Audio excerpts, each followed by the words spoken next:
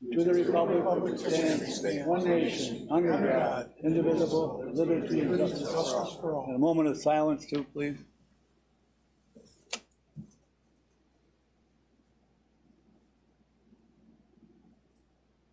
Okay, please be seated.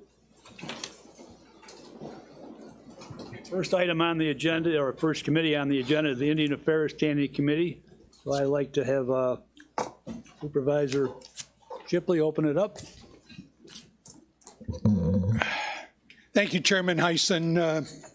To start off with tonight, we have a presentation by our county historian. So Walt, I know you have to be someplace else very, very shortly, so it's all yours. Thank you. Mr. Chairman, excuse me, Mr. Gable, I'd just like to express to everyone that I've had the distinct privilege to know Mr. Gable for 51 years as a teacher and a professional colleague. And I asked Mr. Gable to put some stuff together and to come tonight. There's no better expert in our area on history and this Indian Affairs Treaty. This is a historical perspective. Mr. Gable is a lot of things, but he's not a lawyer or a judge. But this is a historical background and very educational. If you had the privilege of seeing Sunday's Finger Lakes Times, Mr. Gable had an article in there also that touches on a lot of the stuff that we're talking about tonight. So, Mr. Chairman, thank you for allowing this to happen. Appreciate it. And I thank Mitch and the others for allowing me to do this presentation. At this point, I'm going to be going to another meeting so I can vote at that meeting, and then I'll come back if there are questions. And so I got the request Labor Day weekend to do a 15-minute presentation on this topic, and so I've spent this month of September doing a lot of reading and researching and organizing. And as Mr. Farrar just spoke, I'm going to remind you that I'm not a lawyer, and I won't be giving legal advice, and I won't be giving legal interpretation. I'm going to try to stick to the facts and to some extent how historians have interpreted those facts. Now, you did receive the materials on your desk, but I made a change in this particular frame, and it's a full-page separate single sheet that is also there. And the one change I made is what's in the red ink in the box at the bottom.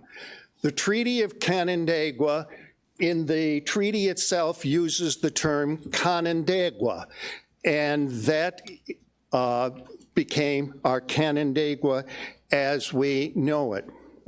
The treaty was signed on November 11th, 1794 in Canandaigua.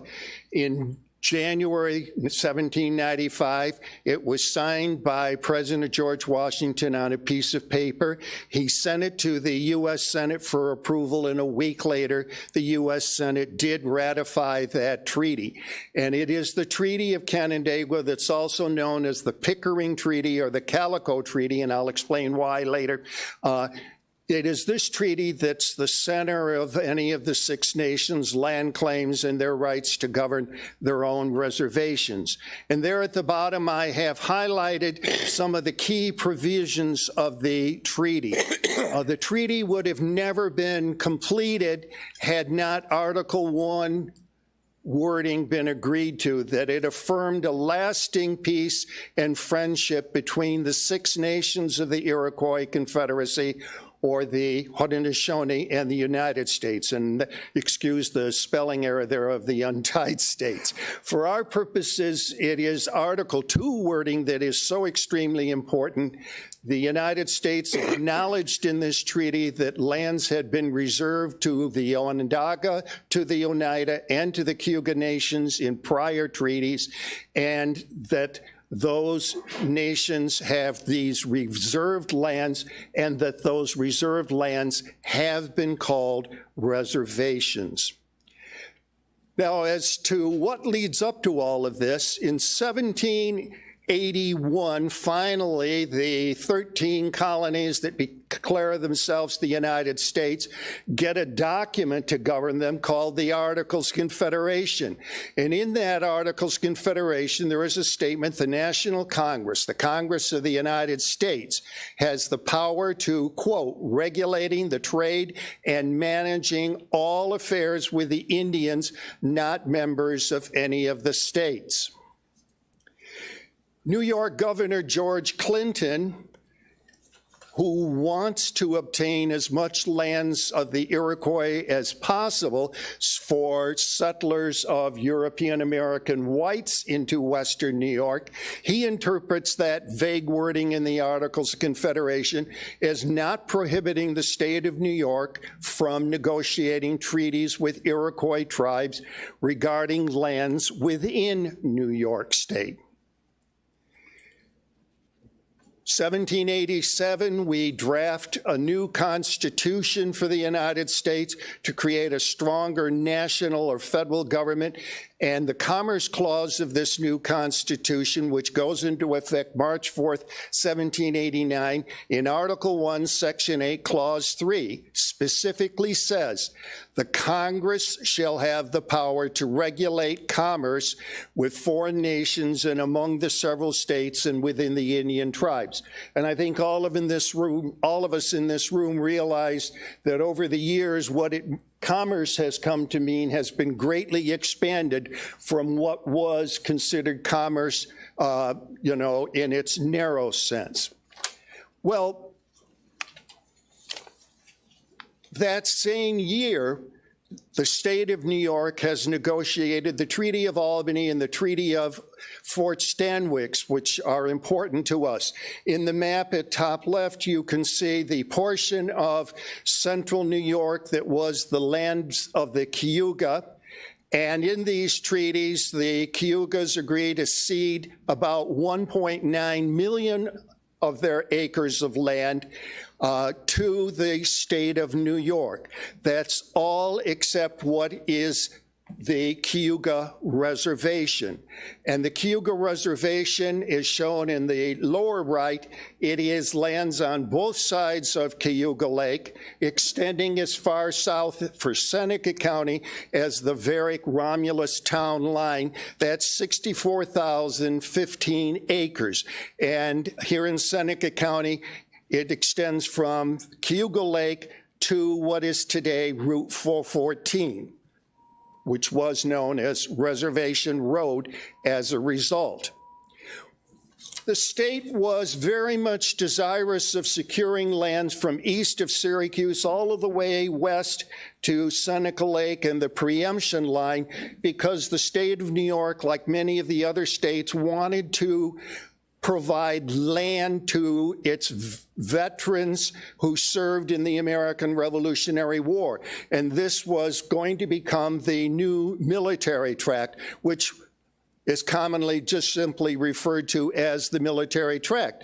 But the state of New York had to negotiate treaties with the various Iroquois Nation tribes to secure rights to those lands. And if you look, I'm showing in color the new military tract as it's surveyed into the different townships, but you can see in the cream color the distinct area reserved for the Onondagas as a reservation and our distinct area for the Cayuga Reservation. This was all done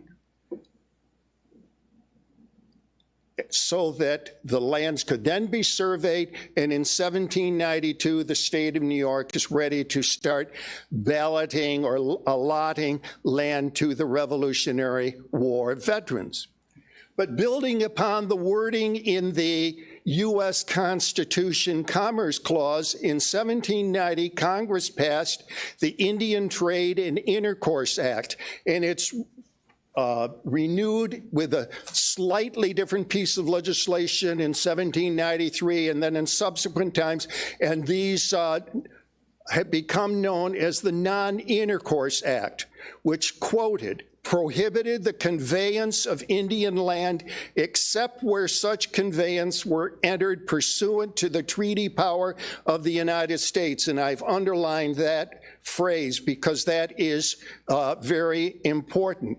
And it goes on to say that the Iroquois nations, the Onondaga, the Cayuga, the Seneca, whatever, they have the right to lands that are theirs until by treaty they decide to do something different, in effect. But it has to be done under the provisions of the federal government agreeing to these things. So in 1794, we have the Treaty of Canandaigua. The United States wants treaty agreement with the Iroquois nations because the United States is a young nation. It's got all kinds of problems going along with that, but there's also the reality it looks like there's going to be an Indian war in the Ohio Valley region. The United States does not want the Iroquois to be a part of that war. The United States is anxious to get some kind of agreement with the Iroquois. The Iroquois want their lands back that they have given to the state of New York or sold to the state of New York. And so both sides want some kind of an agreement, and it's signed November 11, 1794, that should say. And in January, as I indicated, President Washington signed it, and it was ratified by the U.S. Senate. In Article 1, wording plain and simple, peace and friendship are hereby firmly established and shall be perpetual between the United States and the Six Nations. The Iroquois nations had to have that wording. Thomas Pickering, negotiating on behalf of President Washington, realized that, and so that's the wording in Article 1. But for our purposes, it's this wording in Article 2, and I've highlighted in bold and then one particular phrase in red ink that's extremely important. The United States acknowledge the lands reserved to the Oneida, Onondaga, and Cayuga nations in their respective treaties with the state of New York and called their reservations to be their property. The United States will never claim the same nor disturb them or either of our Six Nations. Going on, but those said reservations shall remain theirs until they choose to sell the same to the people of the United States who have the right to purchase. Are the people of the New York State people of the United States? I'm asking a rhetorical question. Okay. Okay. So, in Article 3, which is the lengthy article, and most of the Iroquois at the treaty negotiations were Seneca, the Senecas do get back some lands in western New York that are very important to them. So what does this treaty mean? I'm saying the United States was simply acknowledging what the Cayuga, Onondaga, and Oneida and the state of New York had previously agreed to, such as the treaties of Albany and Fort Stanwix.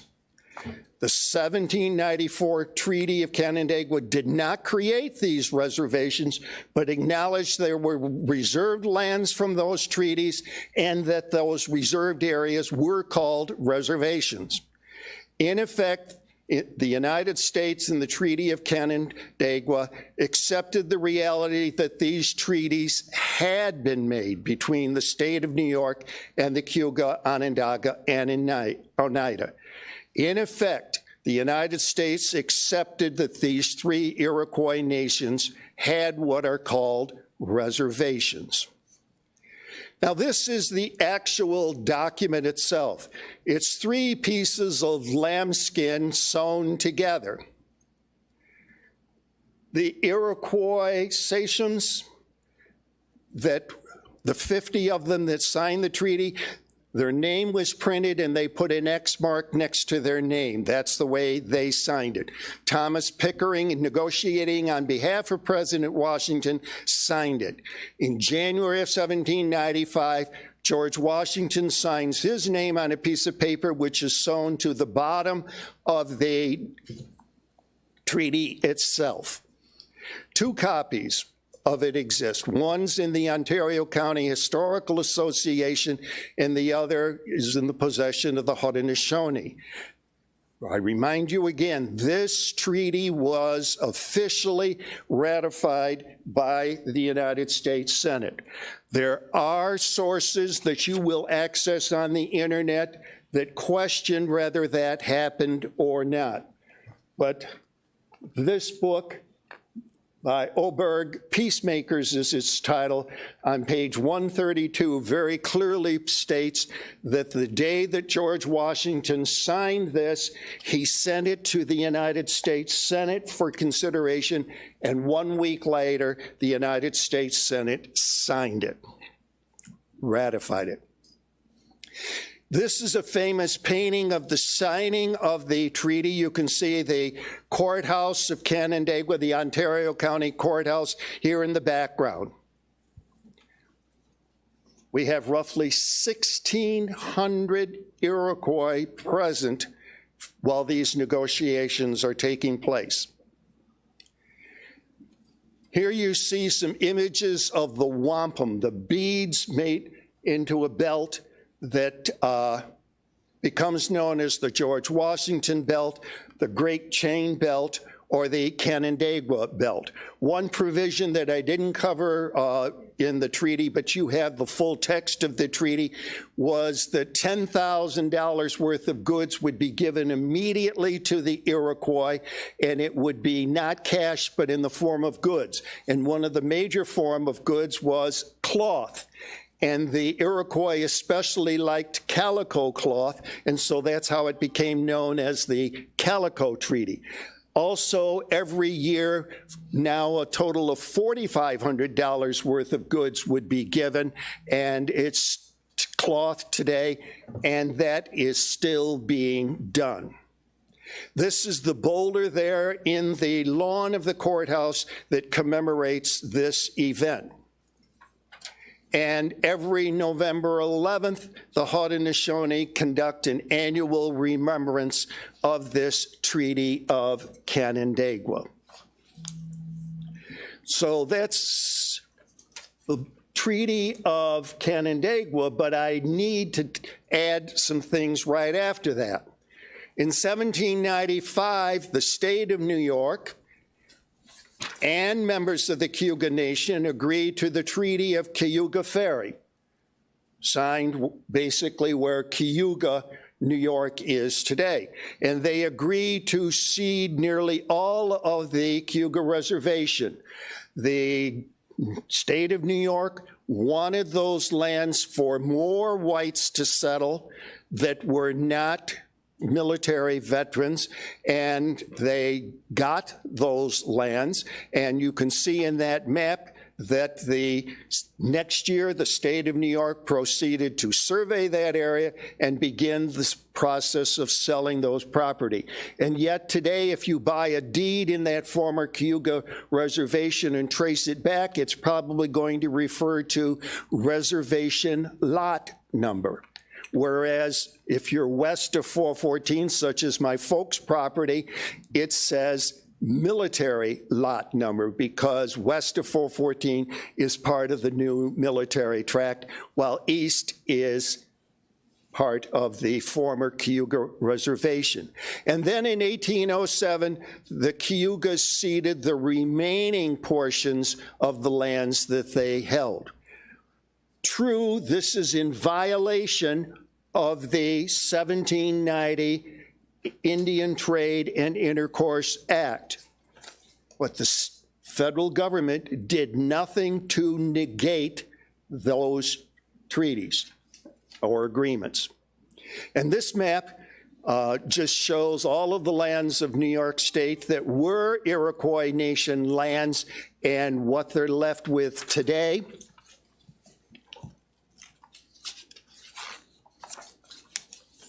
You can see a few squares of reservation lands in the greater Buffalo area. You can see the Onondaga Reservation standing out just at the south of Syracuse. But putting it in perspective, don't think it's just New York State lands that the Iroquois are giving up. In this final frame, I'm trying to point out all of the lands that the Iroquois at one time or another had claimed and basically gave up virtually all of those lands.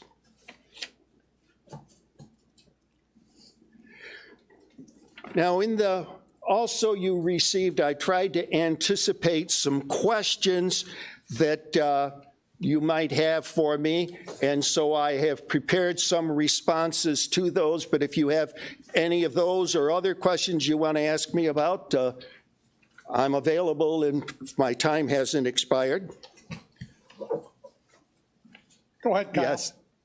Mr. Gable, I've been operating under the assumption that the Cayuga Reservation was established by Congress. This seems to imply that New York State, through the Treaty of Fort Stanwix, established the Cayuga Reservation, and then the Treaty of Canandaigua merely recognized it. Is that aligned with your research? I have not been able to find any indication that the Congress or the federal government established the reservation for the Cayugas. I think the Treaty of Canandaigua language in Article 2 is pretty clear that they're acknowledging that there were agreements that the Cayuga, the Onondagas, the Cayuga, and the Oneida made with the state of New York, and as a result of giving up lands, they had certain lands reserved for themselves, and that those reserved areas were called reservations. So if it looks like a duck, sounds like a duck, it probably is a duck, kind of a reaction I would give to that statement. But you will not find the language that says in this treaty, these reservations are being created. It's acknowledging what in effect has happened previously. And in the Treaty of Fort Stanwix, does that explicitly state the reservations, or is that also drawing from a separate document? I'm sorry? Does the Treaty of Fort Stanwix explicitly create the reservations, or does that too just acknowledge that lands have been reserved? There was a preliminary agreement drawn up in Albany, and then there was the Treaty of Fort Stanwix, and both in 1789, there was a council fire with the Iroquois, and they acknowledged that yes, these ceding of lands and the establishment of these reservations has taken place. Thank you.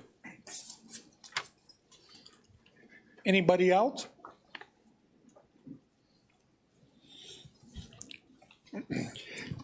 Well, thank you very, very, very much.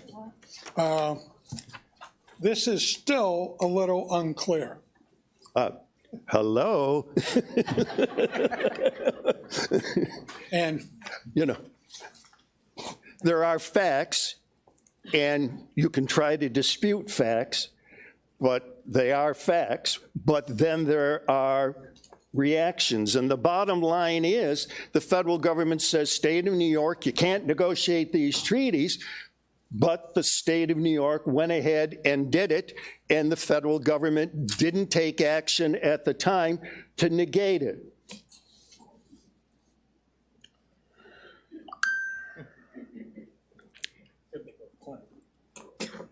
so I think that's what our Citizens Advisory Group was trying to tell us when they showed up the month after we heard from the one Cayuga faction about the Treaty of Canandaigua, that it was said that the land was sold to New York State years and years ago. So you can have a reservation, but you sold it all. So when they buy it back, does it become a reservation again? That's where I'm not a lawyer. Good point. You think of that one, Kyle?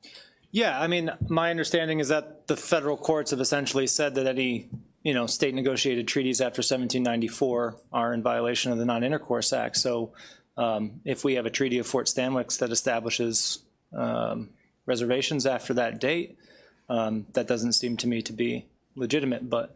No, the reservation for the Cayuga was established before the 1790 Indian Trade and Commerce Act. So then It's after 1794 in the Treaty of Cayuga Ferry 1795, and then the follow-up in 1807, by which the Cayugas agreed to sell to New York State their Cayuga Reservation lands. Question. Isn't the real problem that the federal government just refuses to rule on this? I mean, at the end of the day, they've been quiet for too long, so couldn't they really just end it? What is it that you're saying that they didn't rule on what? Well, basically, whether it was legal for the Cayugas to even sell their land in New York State. I mean, if we got right down to business, if somebody from the Bureau of Indian Affairs or a judge or somebody would say that that was legal or not legal, doesn't that kind of reestablish either their reservation or say that they were right to sell it and they have no claim to it whatsoever? Well, this is where you're taking me, into a legalistic kind of matter, which, that's not something I'm capable of giving legal advice. That's forbidden in New York State. I'll take an amateur hack at it, though. My understanding is that they did end up ruling on it. Can't remember the case, if it was Sherrill or one of the other ones, but Justice Ginsburg and Justice Scalia actually aligned. It was the Latches ruling that said, yeah, the Cayugas are probably well within their right to claim this, but since you waited 200 years to ask for it, that's unreasonable. So they did ultimately rule. What you said is true, but there is one other thing that I've learned in this month, and that is the way the federal court or the federal government legislation and New York State legislation read, that until in the 1900s, it was virtually impossible for the Iroquois nations to have recourse in the court system. And it wasn't until 1946 that that began to change. And then, of course, it wasn't until the Oneida Nation versus Oneida ruling in 1980 that the Cayugas were motivated that, yes, we now do have federal recourse through the federal court system. So those are also facts. Is there any other questions for Mr. Gable? If not, Walt, thank you very, very much. You are welcome. You all? Thanks, Walt. The last agenda item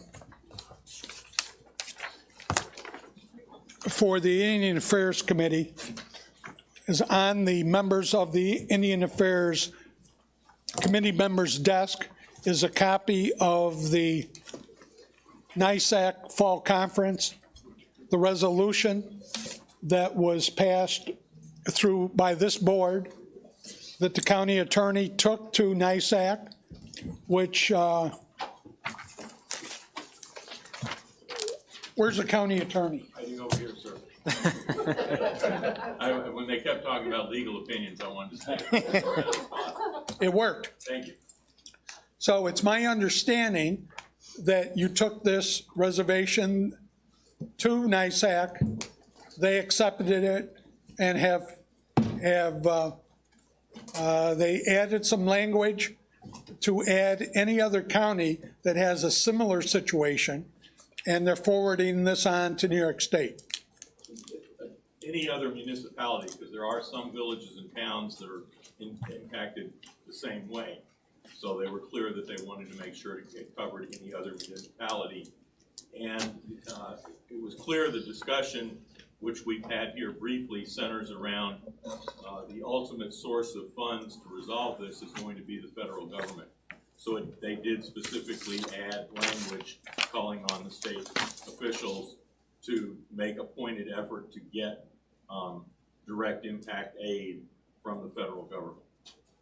So that was it. It was adopted. It was amended in committee. It went to the board. It was adopted last Wednesday night.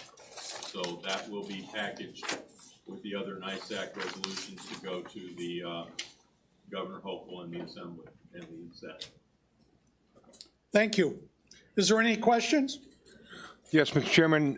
So on lines 27, 28, 29, we're admitting that the county received some, basically it was a member item type of thing, where we had some local influence in the Assembly and the Congress of the state of New York. So are we deducting that contribution from lines over the years from 27, 28, and 29 from the total $20 million?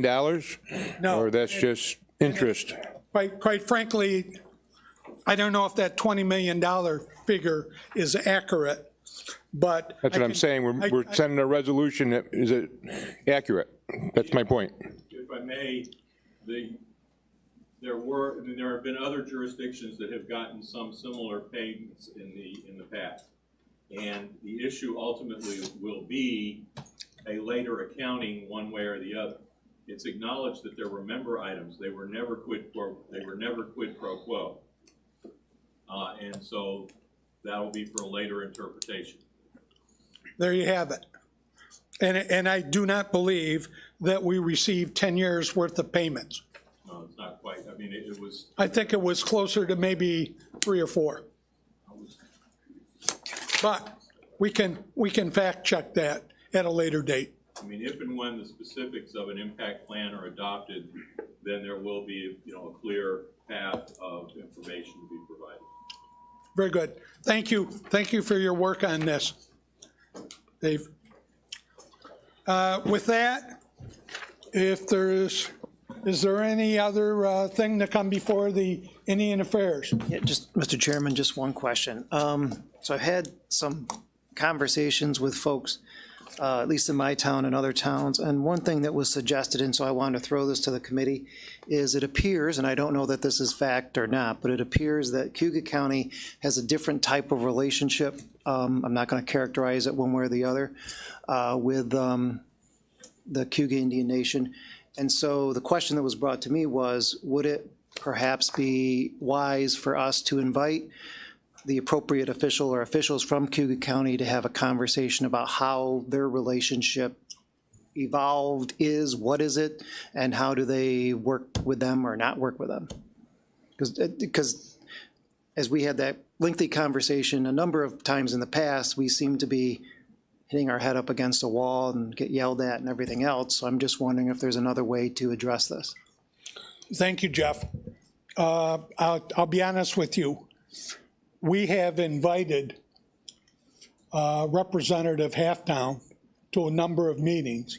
To date, he's never showed up. No, I'm sorry, Cayuga County. The difference between Seneca County and Cayuga County is one major thing. Cayuga County recognizes Clint Halftown publicly as the leader of the Cayuga Nation, the federally recognized leader of the Cayuga Nation. They have publicly recognized this. This board has never done that. Okay, that's what I... And the second biggest factor is, after that recognition, the Cayuga Nation has been working out with Cayuga County arrangements for compensation from Cayuga gambling enterprises, okay? Which has stopped. Pardon me? Which has stopped. Yes. I did do some research on that, and yes, there were financial payments made to Cayuga County. They have since stopped. Was there some sort of written They agreement? did the financial payments so so Clint Halftown could be recognized. Then once he was recognized, and then it went away. Again, I'm not endorsing the relationship, just asking whether there's not another way out, which is already... There very well may be, and that's something we need to address in the future. And I would be glad to do that with the help of this board. I just don't think we always say that we've invited Clint to come and meet. I personally don't think that that'll ever happen unless this board publicly recognizes him as the Cayuga Nation leader. Since they stopped paying him, did they unrecognize him? I'm serious. I don't know. And I don't know why the payment stopped. I don't know the answer to that question. Yeah, I can't answer that either. But good point. And we'll we'll continue. With that, anything else? The Indian Affairs Committee is adjourned. Thank you. We're all done with the screen, right?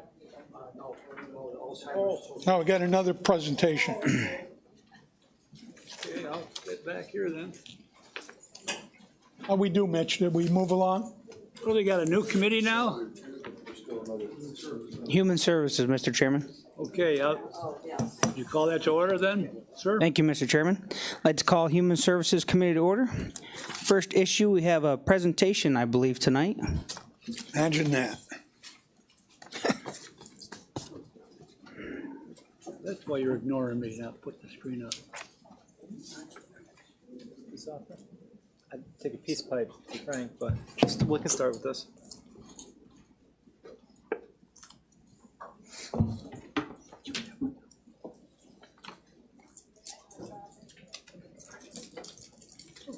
Anything on my computer?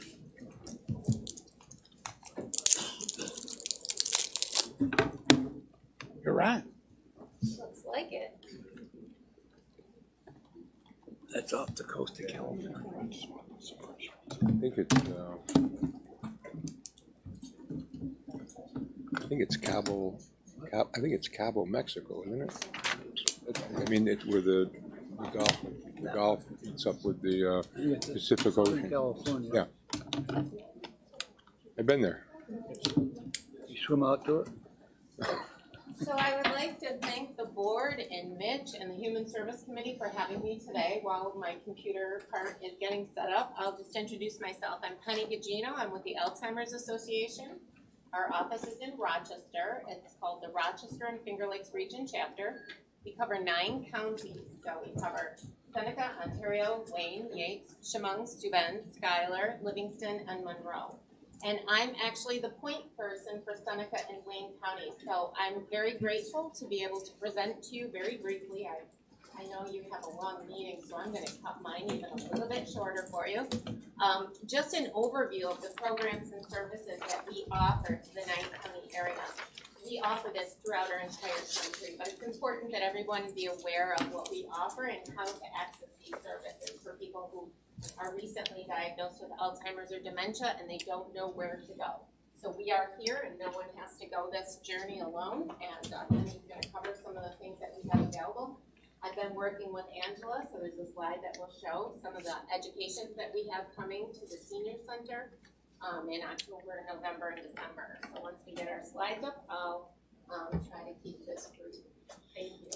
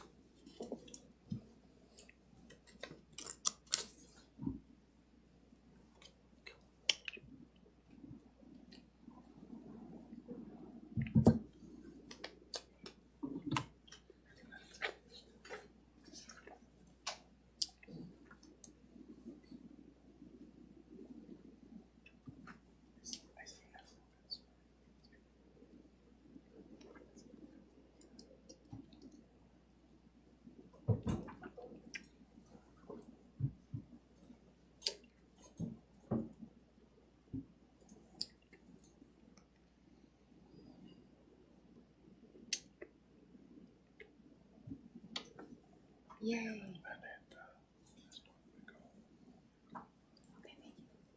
Perfect. So welcome, and you can hear me. So we're going to flip through a couple of slides here. So the mission of the Alzheimer's Association is to end Alzheimer's and all other dementia. And what I'd like to start with is a brief Alzheimer's disease facts and figures from our report that just came out in March.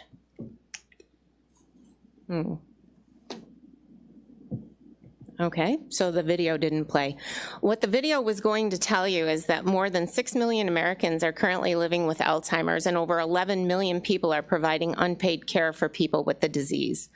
These are our strategic goals that we use in order to put an end to Alzheimer's and all other dementia. Providing and enhancing care and support increases the accurate and timely diagnosis of people with Alzheimer's and dementia. And we're also working to increase the number of people with dementia and their caregivers who receive high-quality care and support, and that's what our department offers, the care support, which would be education, support groups, and activities. We are the largest nonprofit funder of Alzheimer's research in the world, and we are number 3 in funding behind only the US government and the Chinese government. Increasing concern and awareness, we educate our nation's lawmakers on the Alzheimer's crisis and engage them in our efforts to fight the disease.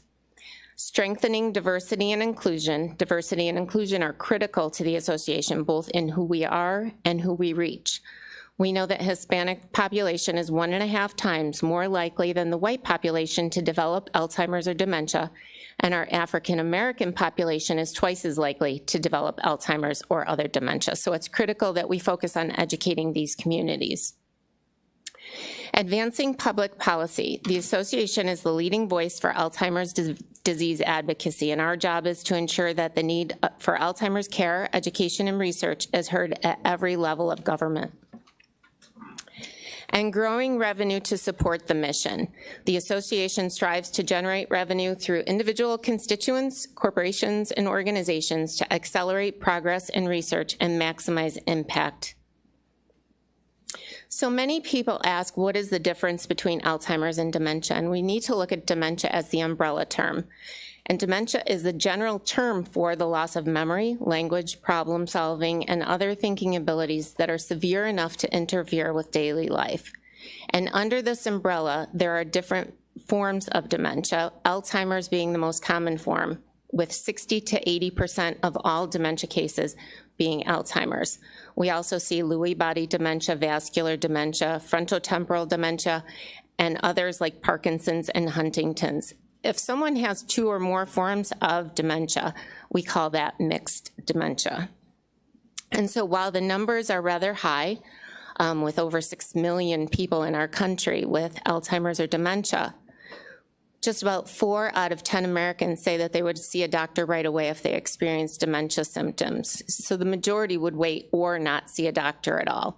And that's one thing that we can help to reduce if we increase awareness, is the fear of going to the doctor and finding out that the diagnosis might be Alzheimer's or dementia, because early detection can help to deal with some of the symptoms involved. We yet to have a cure for it, and that's why we continue on with our fight to increase research and increase funding for research.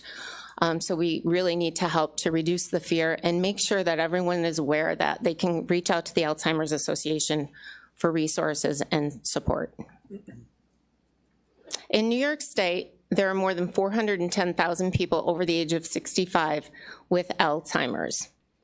In addition to that, we have a large number of people providing care, which is 563,000 caregivers, which totally, they provide 835 million hours of unpaid care. And if we were to put a value to that, our unpaid caregivers caring for those with Alzheimer's in New York State provide $16 billion worth of care, more than $16 billion worth if we put a price value to that.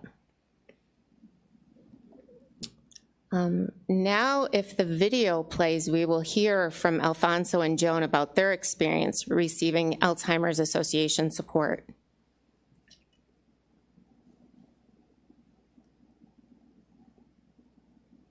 Our lips aren't moving yet.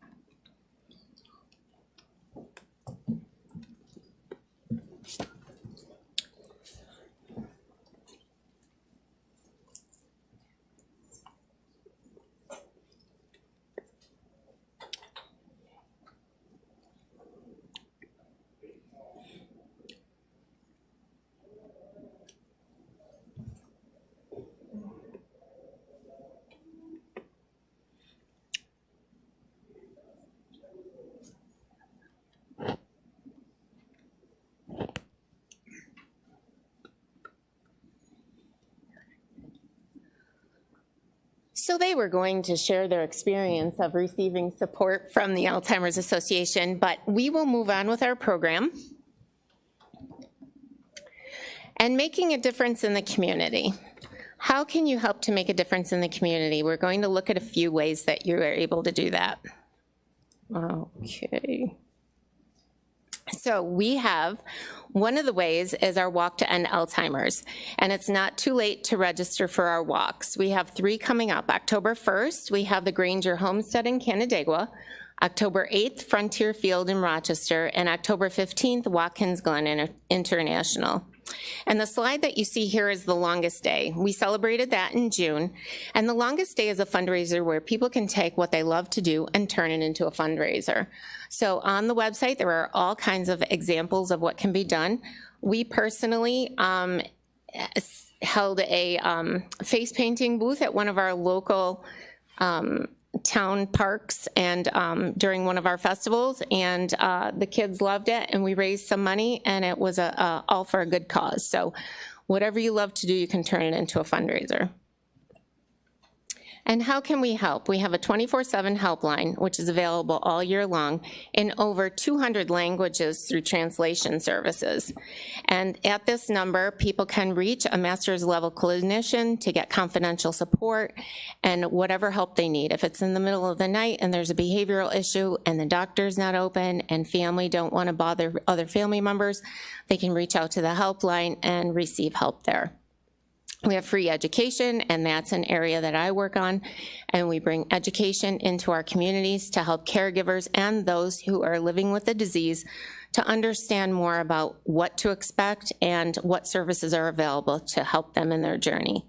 And the Alzheimer's Association and AARP put together a community resource finder.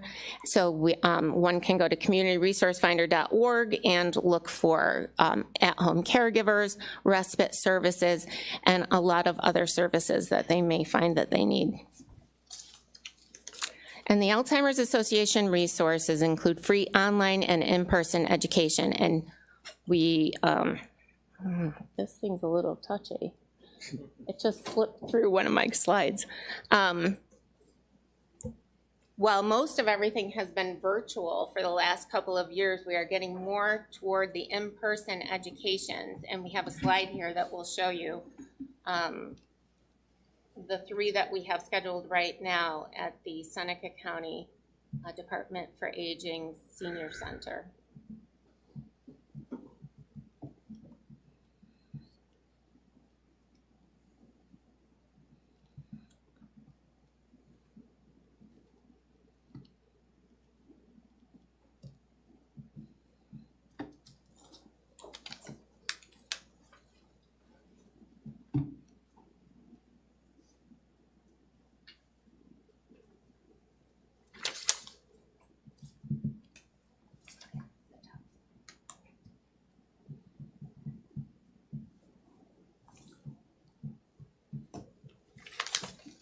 Here we are. So these are the educations that we're having available through the Senior Center. And in October, we're having Healthy Living for Your Brain and Body, and anyone can go online or call our 800 number to register for these classes. And then in November, we have Understanding Alzheimer's and Dementia, and in December, 10 Warning Signs of Alzheimer's. And that helps people to take a look at what they're experiencing and determine whether they need to see a doctor or if it's just a normal part of aging. We also have early stage social engagement activities, and this is for people in the early stage so that they can become social and enjoy some activities with other seniors in their area who are living with Alzheimer's or dementia. And we have some activities in the planning stages right now for fall and winter in Seneca County, which include a guided tour of the Three Bears in November and an It's a Wonderful Life museum event in December.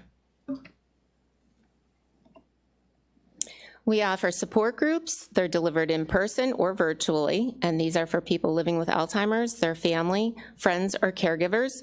And groups can have a social, educational, or support component and are facilitated by trained volunteers. Support groups are essential to create a safe, confidential, supportive environment as people journey through Alzheimer's and dementia. We put out a catalog of offerings, and we're currently having one printed for Seneca County, which will include all the educations, the early stage social engagement, and the support group once we have that formed as well.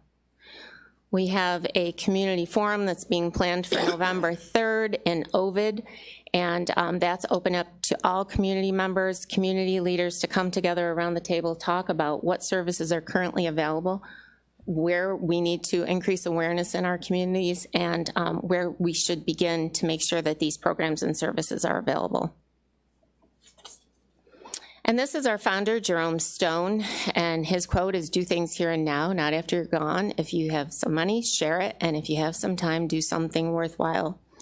And his story is, in 1970, his wife Evelyn was diagnosed with a disease, and information about Alzheimer's at that time was limited. So with drive and determination, he took a disease that was cloaked in silence and helped to create a global conversation. So I did keep that brief. Our vision, a world without Alzheimer's and all other dementia, and I apologize for the snafus here with the technology. I'm not familiar with this keyboard. And I hope that you all walk away with a little more knowledge. I left some my cards on the small table back here where people picked up their agendas. If anyone knows of a group that would be interested in having an awareness or an education program presented, please do take my card, give me a call. If you're interested in any of the education sessions that we spoke of or the activities, you can call the 1-800 number and help someone get registered at that number.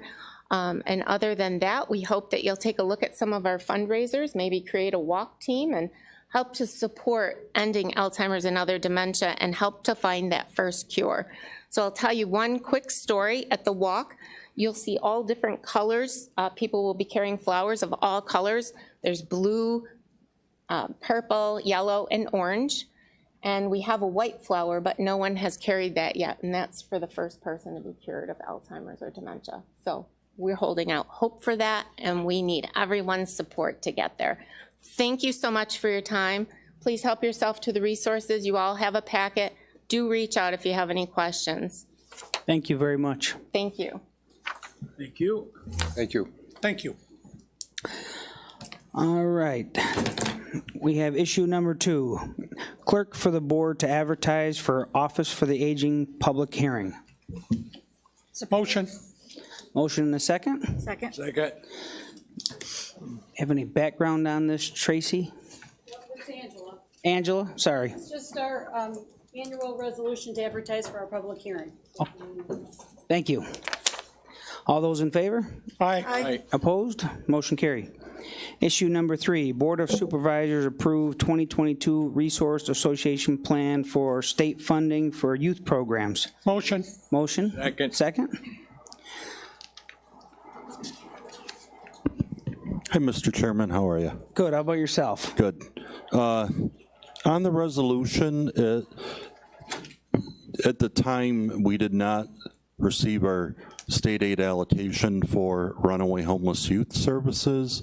Last Wednesday, we actually finally did receive it. So the amended amount should be $59,701.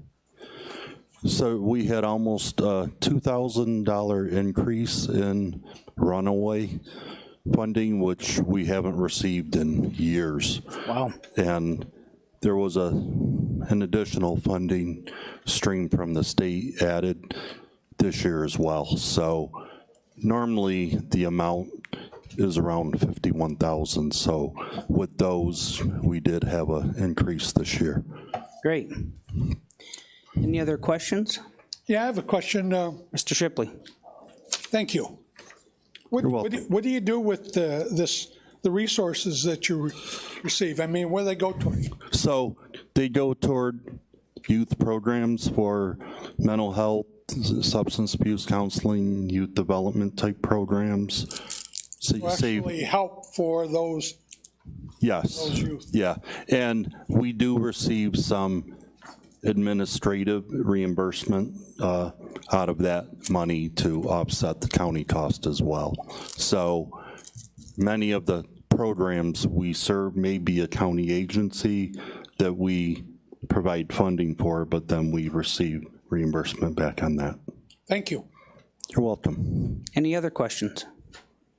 All those in favor? Aye. Aye. Opposed? Motion carries. Thank you. Thank you. Issue number 4, Board of Supervisors approve appointment to the Finger Lakes Workforce Investment Board member. Motion. Motion? Second. Second? Thank you. These are required appointments for the Finger Lakes Workforce Investment Board. There's 2 separate ones. There's 3 members, which are, they were 3-year members who their term expired on June 30th, and they were nominated and chose to accept the reappointment for the next 3 years, and the other one is a brand-new member to serve a 3-year term. Okay. Any other questions? All those in favor? Aye. Aye. Opposed? Motion carries. Issue number 5, Board of Supervisors approve appointment to Finger Lakes Workforce Investment Board member. Motion. Second. Motion and a second? Same thing? Yes. All right. All Yeah, I those, got ahead of myself. Sorry all about right. that, Chairman. all those in favor? Aye. Opposed? Motion carries. Thank you very much. Any unfinished business for this committee? Any new business? Human Services stands adjourned, Mr. Chairman. Very good. Thank you, Supervisor. Next up, Planning, Development, Agriculture, and Tourism. Chairman Barnhart. Thank you, Mr. Chairman. We'll call Planning, Development, Agriculture, and Tourism Committee to order. First issue in front of us tonight is the Seneca County renews the memorandum of agreement with the Finger Lakes Regional Land Bank Corporation for 2023 and 2024. Is there a motion and a second? Motion from Ms. Partee, second from Mr. Trout. Welcome, Mr. McGrath. Evening, Joe. Evening. All right. So this resolution is for entering into a new MOA, the Memorandum of Agreement between the Land Bank and the county for providing for things like my staff time, resources from the planning department. The Land Bank provides back 1/3 of the salary and benefits. The reason this is coming up now is because the one we're currently under is about to expire, and with that, the Land Bank was recently awarded a $100,000 grant from HCR, from the state, for administration and operations that we are working on accepting right now. We're doing some housekeeping for insurance and things like that. Looking forward, I think there might be a opportunity to re-examine what this agreement does and says in light of the new state resources coming out. But much like the original inception of this agreement way back in 2018, it was created to help us access funding. I think when we get the funding and are accessing it on this time around, we can come back and revisit it. And I think getting in this version of the agreement now, the same one that we've been operating under the last few years, puts us on steady footing for continuing to apply and receive HCR funding for housing projects. Great. Any questions from the committee or the board? Hearing none, all those in favor say aye. Aye. Any opposed? Motion carried. Up next is to authorize an agreement with the New York State Department of Environmental Conservation, the Office of the State Comptroller, New York Environmental Protection and Spill Compensation Fund, and the Finger Lakes Regional Land Bank Corporation. Is there a motion and a second? Motion from Ms. Partee, second from Mr. Trout. Mr. McGrath? I believe it was last committee meeting I came in and we had a conversation regarding this agreement. This is the resolution that would authorize Chairman Heisman and County Manager Rowe to enter into the agreement with the DEC, along with the Comptroller's Office runs the spill fund and the land bank. This provides the ability to have some level of assurance that the DEC wouldn't hold the county liable for environmental concerns when foreclosing on properties that potentially could be contaminated and are not being currently foreclosed on. A number of properties every year, I believe it's 12 or 13, are not being foreclosed on due to the suspected environmental liability. This agreement provides a basis for starting to deal with that problem. I'll just add that this is, I'm really excited about this. I think just about all of our towns have a brownfield site or a contaminated site. So to see the land bank digging into this and to start accessing state funds to do so, if possible, would be a huge win for us. Any comments or questions? Hearing none, all those in favor say aye. Aye. Any opposed? Motion carried. Thanks, Joe. Up next, adopt a disadvantaged business enterprise plan for Finger Lakes Regional Airport. Is there a motion? Motion from Ms. Partee? Second. Second from Mr. Trout. Ms. Henry? Yes, this is an agreement that we approve every 2 years. It's a requirement of FAA to receive funding. It's similar to what New York State has with its MWBE goals. Luckily, with the federal goals is much lower. So it's basically based on formula and, you know, based on some of the new census figures and such.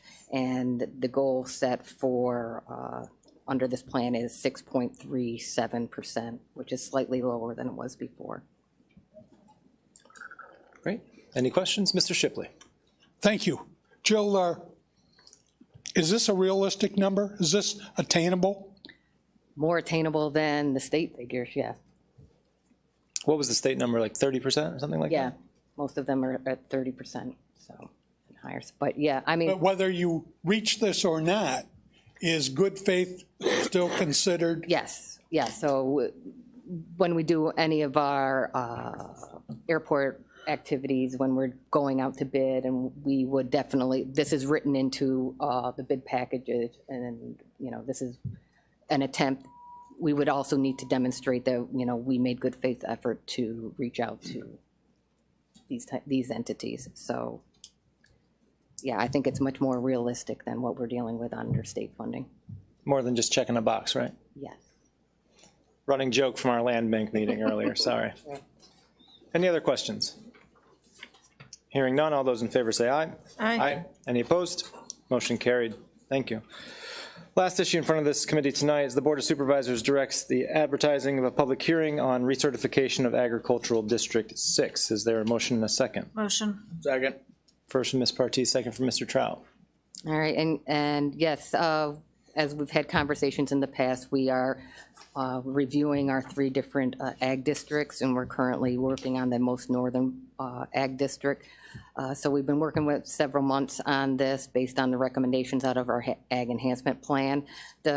Will be presented to the Ag Enhancement Board on October 5th. They'll make some recommendations, and we intend to bring this to committee next month in October. And by setting the public hearing for November 8th, we can have a public hearing and then ultimately be able to adopt the new boundaries of Ag District 6 at the November 8th meeting. Any questions or comments from the board? Hearing none. Mr. Trout. Isn't our public hearing, that's in South End? Our next general meeting, regular meetings in October is at the Three Bears. Yeah. Is that when we're doing a public hearing for this? This would be November. This here. would be for Okay. November. All right, good. Well, you don't want the public to show up? I don't want a public hearing down there. Any other questions? Hearing none, all those in favor say aye. Aye. Any opposed? Motion carried. Thank you. Well done, Planning Department. Any other unfinished business before this committee tonight? Mr. Chairman, just one comment. I wanted to publicly thank Joe McGrath. As some of you know, we have applied for a New York Forward grant for the Hamlet of Fayette. I reached out to Joe at a very late time, and he provided some amazing information in terms of dealing with the abandoned, or you had a better name for them, zombie structures, or? I think what they're calling it now are vacant, abandoned, and distressed. Yeah, not great places. Yeah. And he was really phenomenal, and in a short period of time, not only educated me on some stuff, but also provided us with a letter of support for that grant. So I want to publicly thank you. I very much appreciate it. Here, here. Good job, Joe. Thank you. Do you have something to add, Mr. McGrath? There was an amendment to the MOA. Thank you. During the land bank meeting to add the phrase "and/or the treasurer's office" in reference to the real property tax department, and I wanted to make sure that we did that so we could move forward. Very well. So we'll revisit the first issue on the agenda for this committee. That's an MOA between the land bank and the county. The line in question has the county offering services from the real property office in terms of foreclosures that are coming down the pipe. And we just wanted to add the treasurer's office, since we believe that that's the actual source of information, and just wanted to cover all the bases on the MOA. So with that, I'll reopen this for a motion and a second to renew the MOA with the land bank. Can I have a motion and a second, please? Motion. Second. Ms. Partee, second for Mr. Trout. Further discussion? Do I need to amend this here, inside this? How does this practically work? We made an amendment at the land bank. They passed the MOU, you made the resolution. It'll just have to be penciled in separately. Good enough for me. So we'll vote once again. All in favor, say aye. Aye. Any opposed? Motion carried. Thanks for the reminder, Mr. McGrath. Thank you.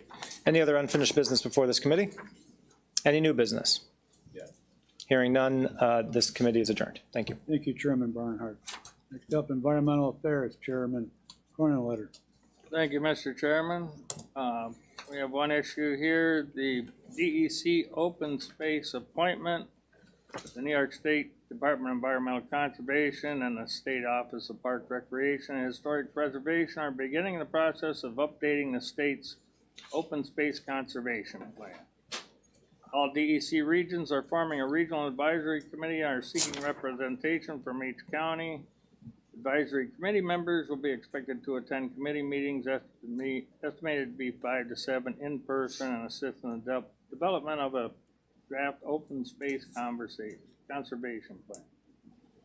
And action is to consider a nominee to serve. This was brought up at our last Fish and Wildlife Advisory Committee. Appreciate you volunteering, Mr. Cronenwitter. Good man. I would love to volunteer for it. Do you need Make that motion. I'll second that. I have a motion and a second to appoint myself. But, That's a real conflict there. you know, I've been going to those Fish and Wildlife Advisory meetings for 20-some years, probably 30 years. And I wasn't supposed to be there for about 20 of them, but they kept calling my name, so I kept going. Yep. I enjoy being involved in that, so I would gladly take the appointment. All in favor? Aye. Aye. All opposed? Motion carried. I have, all of you on your desks have some emails. We do not, Mr. Cronenwitter. Pardon? We do not have that. Margaret, don't they all have these? They all received it. It was emailed to everybody today. Oh, you received emails. This was just since this afternoon. I talked to Lori Mullen, it lives, I hope I'm pronouncing that right, that lives on Lower Lake Road, and she's called me, and I told her to write to the Soil and Water and write to the Board of Supervisors to explain the issues of the weeds down there. She has some rental properties, and says the people come walk out on the end of the dock and they want their money back. You know, I mean, it's, So, my name is Lori Mullen. I live on Lower Lake Road. I also have a rental and boats on the lake. I'm forwarding you a copy of an email that I sent out to some of my immediate neighbors concerning the deteriorating condition on the lake and how it is affecting family recreation and business. I spoke to about 20 people, and everyone agreed that this is the worst the lake has ever been as far as weed management. I plan to attend a meeting in the future and to speak as many more neighbors as I can concerning this problem in hopes that something is remedied. I was astounded at how many people I spoke to, most who I did not know, were deeply troubled that this is the state of the lake. I've been in and around many of the lakes in my lifetime. I believe Cayuga is one of the most beautiful for swimming and so many other activities. As a resident and a business owner, I would appreciate your attention to this matter. And she had spoke to Aaron Perazini and said she spent about an hour explaining the whole situation. And Aaron says, we'll have something by next spring. And this is a couple more. She said there was 13 that sent me emails, but the email she was given had 3 T's in Cronenwetter, so I'm sure they all got kicked back. But, just 3? That name's long enough. You don't need to add more of that. My apologies, sir. But it's a problem that we have to address. It's our duty. People pay taxes, businesses. Mr. Chairman, excuse me. So I also have been working on this a little bit. Soil and Water, their board had made a decision to subcontract with Cayuga County for cleaning of the lakes. Cayuga County had a couple of issues this year, therefore they were unable to fulfill their responsibility. It's also been a perfect storm because of the weather, the hot weather and lack of precipitation up until this month. So the weeds were definitely worse than past years, but certainly they are going to be coming with a request to the ARPA committee for a new harvester. And it's not a cheap request, it's $1 million request for a new harvester. So that's not just the harvester, that's some that's the whole equipment to do the job, the harvester, the conveyor belt, trucks right. and UTVs and stuff. Correct. For other projects. Correct. Yep. So anyway, that's coming down the road, but their board made a decision a few years back to, it was less expensive and better for them to subcontract with Cayuga County. So that's where the issue is.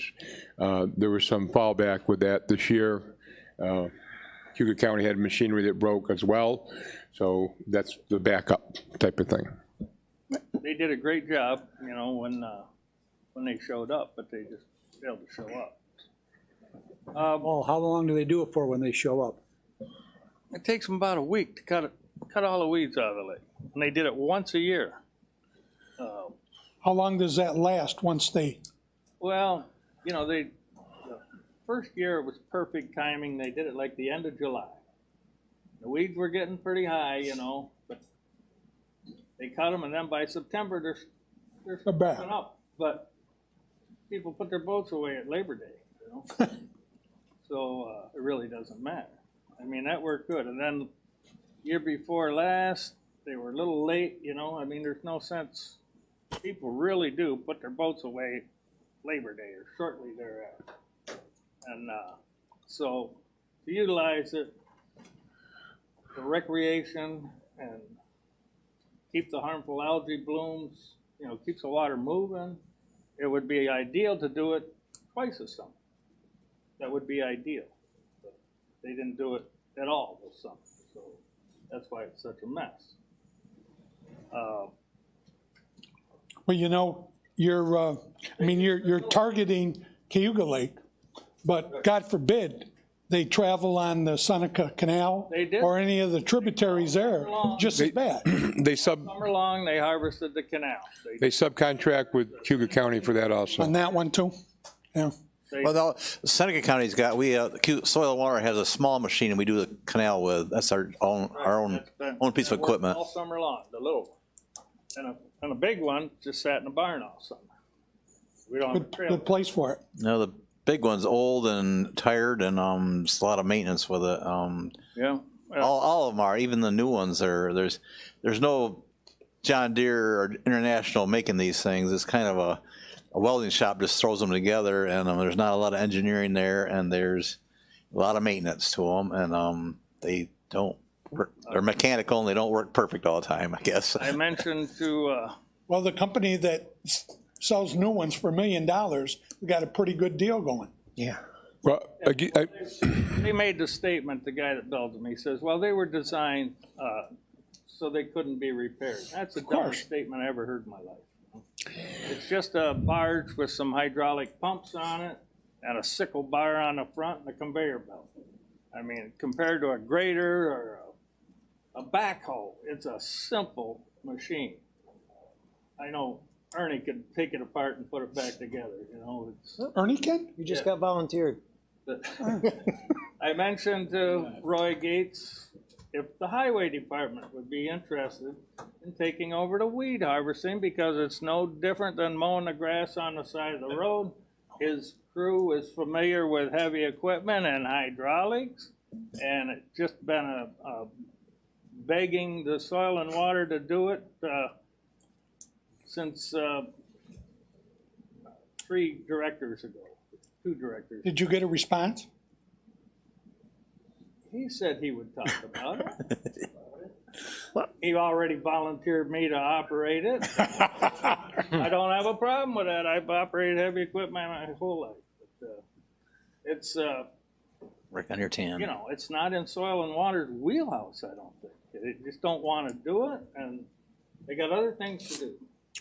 I think so. As a member, like with Mr. Supervisor Reynolds, as a member representing this board on the Soil and Water Board, I will say that yeah, there is quite a bit of things for them to do. It is a priority to the extent that it's a priority for Seneca County. In fact, we just had a meeting Monday morning. Monday. Yeah. And the conversation among the Soil and Water Board at that time was, you know, we have to devote resources and budget and personnel to it. If the county wants it to be a priority, we will make it a priority, but then you have to buy the equipment that let us do that, right? We just can't. I don't know, I think it's a little more complicated than like a weed whacker and a mower, but it's just something to think about. You know, that request from the ARPA funds, that's an awful lot of money. And so actually. $500,000 for the harvest. Right, I mean, but yeah, so The other stuff that they use for other. Right, but I mean, also you have to consider that also requires staff and personnel, and there's some obviously related costs to that. The other thing that I would mention, and certainly Supervisor Reynolds can add in, is that one of the things we also discussed, well, let me back up. So both between my role on representing the board on cooperative extension, soil and water, and then having a conversation last week with Farm Bureau, not representing this board, but representing myself and I guess the town, we did in fact have a conversation about a comprehensive approach to protecting the lakes. And I received some level of commitment from all 3 of those agencies or groups or organizations about working together. And I think, just to remind the board, an example of that will occur on October 13th from 3 to 7, ending with free beer, people, at Fleur de Riz Blue Works. Just reminding folks that they're going to take a look at what, in fact, the best practices are. And I can tell you, and I think Mike would agree, particularly with Soil and Water, that they are really on top of this in terms of trying to promote best practices from a producer standpoint. So there is some good news here. What complicates it, and as we find out further and further with more conversation, is and I apologize, I forget the name of the mollusk or the thing that is actually in the water that is actually bringing up residual legacy nutrients. So from decades ago, they're like a zebra mussel, but they're not a zebra mussel. Anyway, it's complicating the factor. And ironically, we had a conversation, because you may have seen in Honeoye Lake, they have a phosphorus problem. It's not from phosphorus coming in, it's from the residual phosphorus that's been there for hundreds of years just because of how the lake, what it sits on and all that stuff. So it's a very complicated issue. I think Soil and Water is doing, a lot, and they're gonna look for us to do more, if in fact that's the board's wish that we want more done. They're putting alum on the bottom of Honeywell Lake. Yeah, I saw that, yeah, to retain it, keep it, yeah. Inactivate the phosphorus. Right. We have Ian Smith was gonna make a presentation when we can fit him in the schedule. That would be good. For the 9-element plan for Seneca Lake that's sitting on the governor's desk or some bureaucrat in Albany, that they have it finished and they're waiting for a signature. He wants to give an update on that. And Liz Prittinger of Cayuga Lake Watershed Network says she'd like to give us an update on their progress. And we have to fit that into a schedule, but next meeting is in Ovid, so I don't think that's conducive to presentations. So it'll probably be the next committee meeting, a month from now. But I'm looking forward to working with the Soil and Water, with whoever we can, to make sure we're ready next spring. Cut some weeds. That's all I have, Mr. Chairman. Paul, I have a quick question for you. Is the problem not as critical on Seneca Lake? Right. Because Seneca Lake is a lot deeper, but I mean, there's shallow portions there too. You nailed it, yeah. We've harvested in Sampson State Park before. There's no issue. We need another trailer to haul. They got one trailer and 2 harvests. So you've got all lakes in the canal. Yep. Erin says she doesn't get any complaints from Seneca Lake. Well, you get fewer. They run the canal. They do, in Waterloo West. In our meeting, and she mentioned, for example, at Sampson, when they dredged it, when Sussler dredged it. When Sussler came in there and did the docks last year, that they solved a cleaned that lot all of the out. problem because the weeds can't establish themselves. And it is colder and If we could dredge deeper. the north end of the lake, we probably wouldn't need a harvest. Right. If you could That just judge the takes a lake, shovel, you're good right? to go. That just takes a shovel. Mr. Chairman, can I just add one thing I wanted to update the board in regards to this, is that just as you folks may have recalled, we had Grayson from CSI presented. So I actually had her come to the Fayette Town Board, and now we are looking at budgeting for next year for a monitoring of Canoga Creek, which you folks may know, that's one of it has a unique characteristics that make it one of the best trout habitats or spawning habitats in the whole state of New York. Yeah, so we will be, pretty good chance we will be funding that next year to have that monitored, so keep you Cayuga up to Lake date on that. Watershed Network does monitor that. Yeah, but not with what we're doing. We're back, well, okay. We did look into that, yeah. I talked to Bill Ebert this afternoon, and he is emailing the latest test results from Canoga Creek, North and South Canoga Creek, Burroughs Creek, Williamson Creek, and they have the data on that. They're concerned with the way CSI samples it. It's not, you have to put acid to it within 10 minutes or something. Scott probably knows what I'm talking about, to stabilize it, and CSI doesn't do that. So it's really not,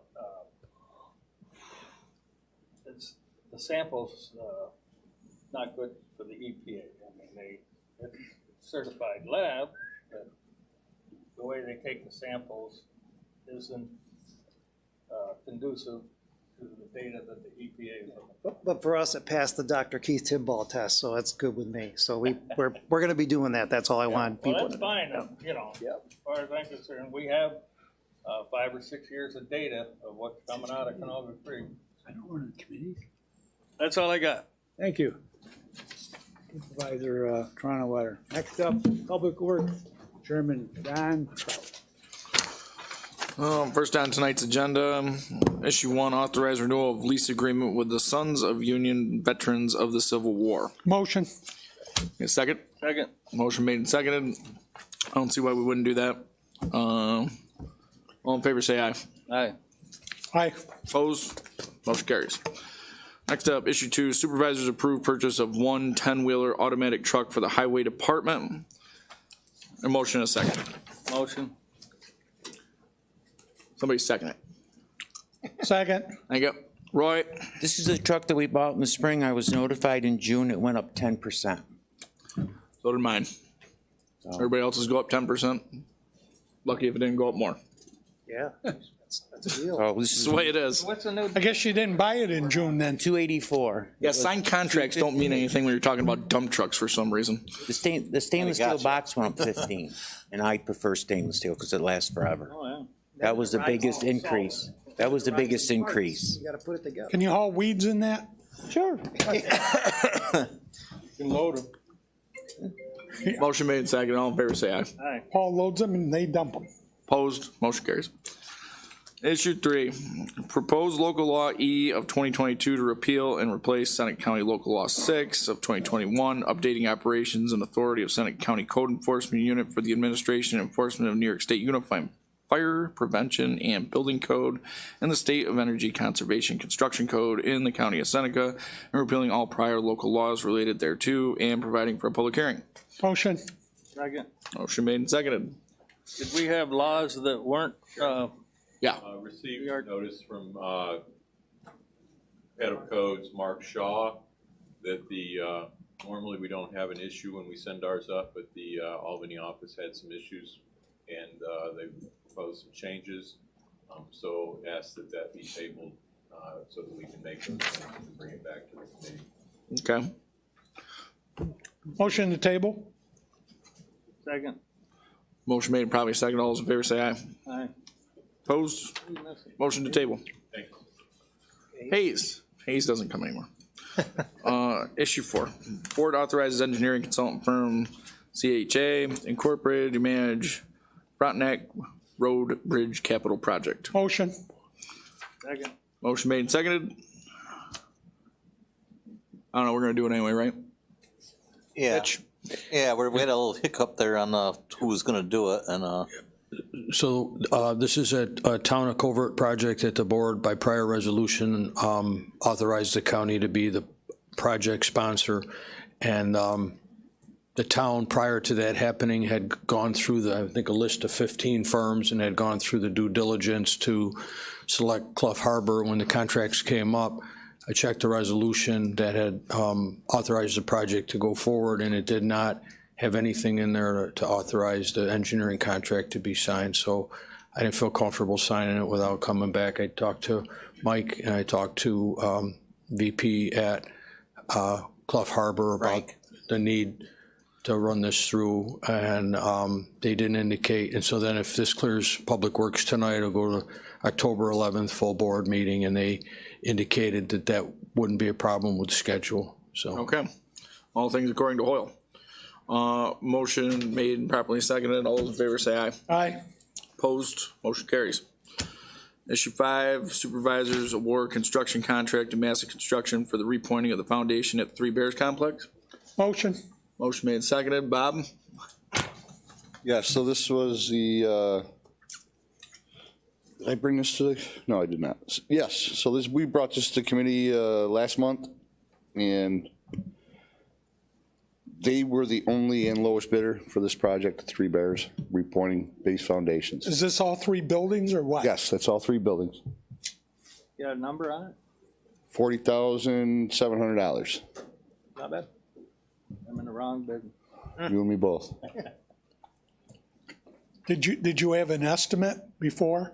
Yeah, I budgeted for this project. I had R.E. Kelly give me a budget cost for it. How close was it?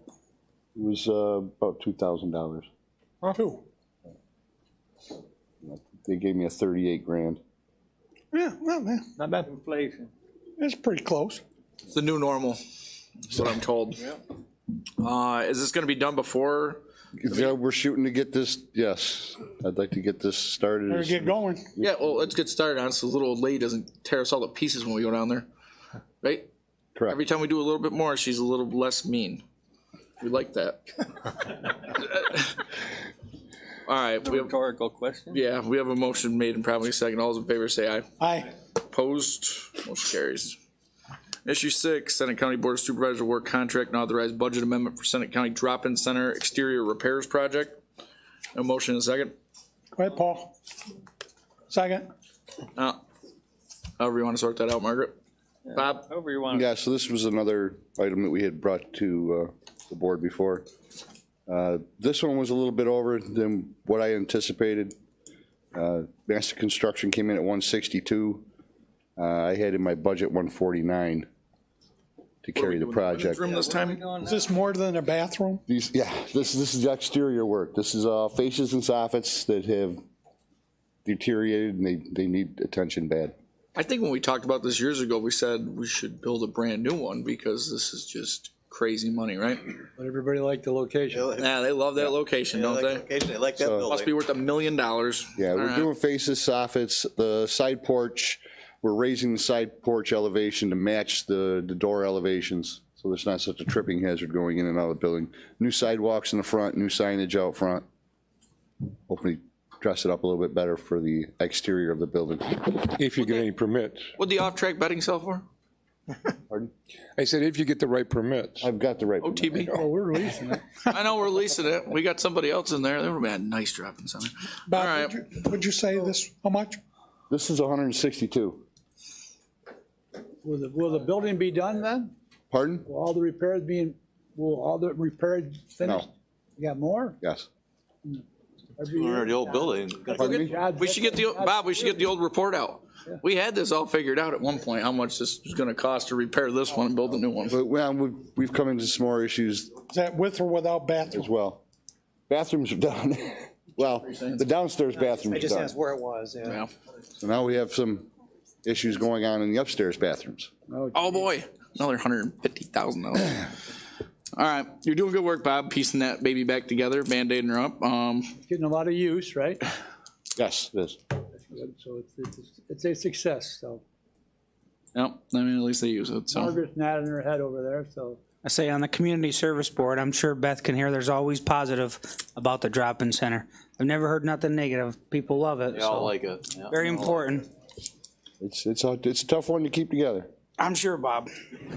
You got the money pit, buddy, so keep it going. Just one of them. All right, motion made and probably We seconded. work with that? Pardon me? All in favor, say I don't know aye. if I can figure that in. Opposed? Motion carries. Thank you very much. Thank you, Bob.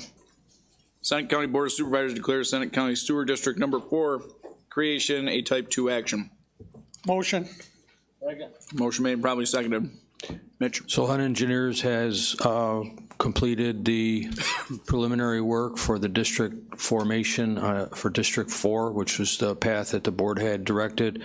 County Attorney Ettman and I have reviewed Hunt's work and believe we're ready for that to come through the next cycle. I had reached out to Jill Henry and she talked to Harriet, and the recommendation from the county planning office is that given that the infrastructure is in place and there would not be any disturbance, et cetera, that this would fall under a Type 2 action under seeker, which would mean that we don't have to do any further environmental review, but we need to document that, and that's the purpose for the resolution.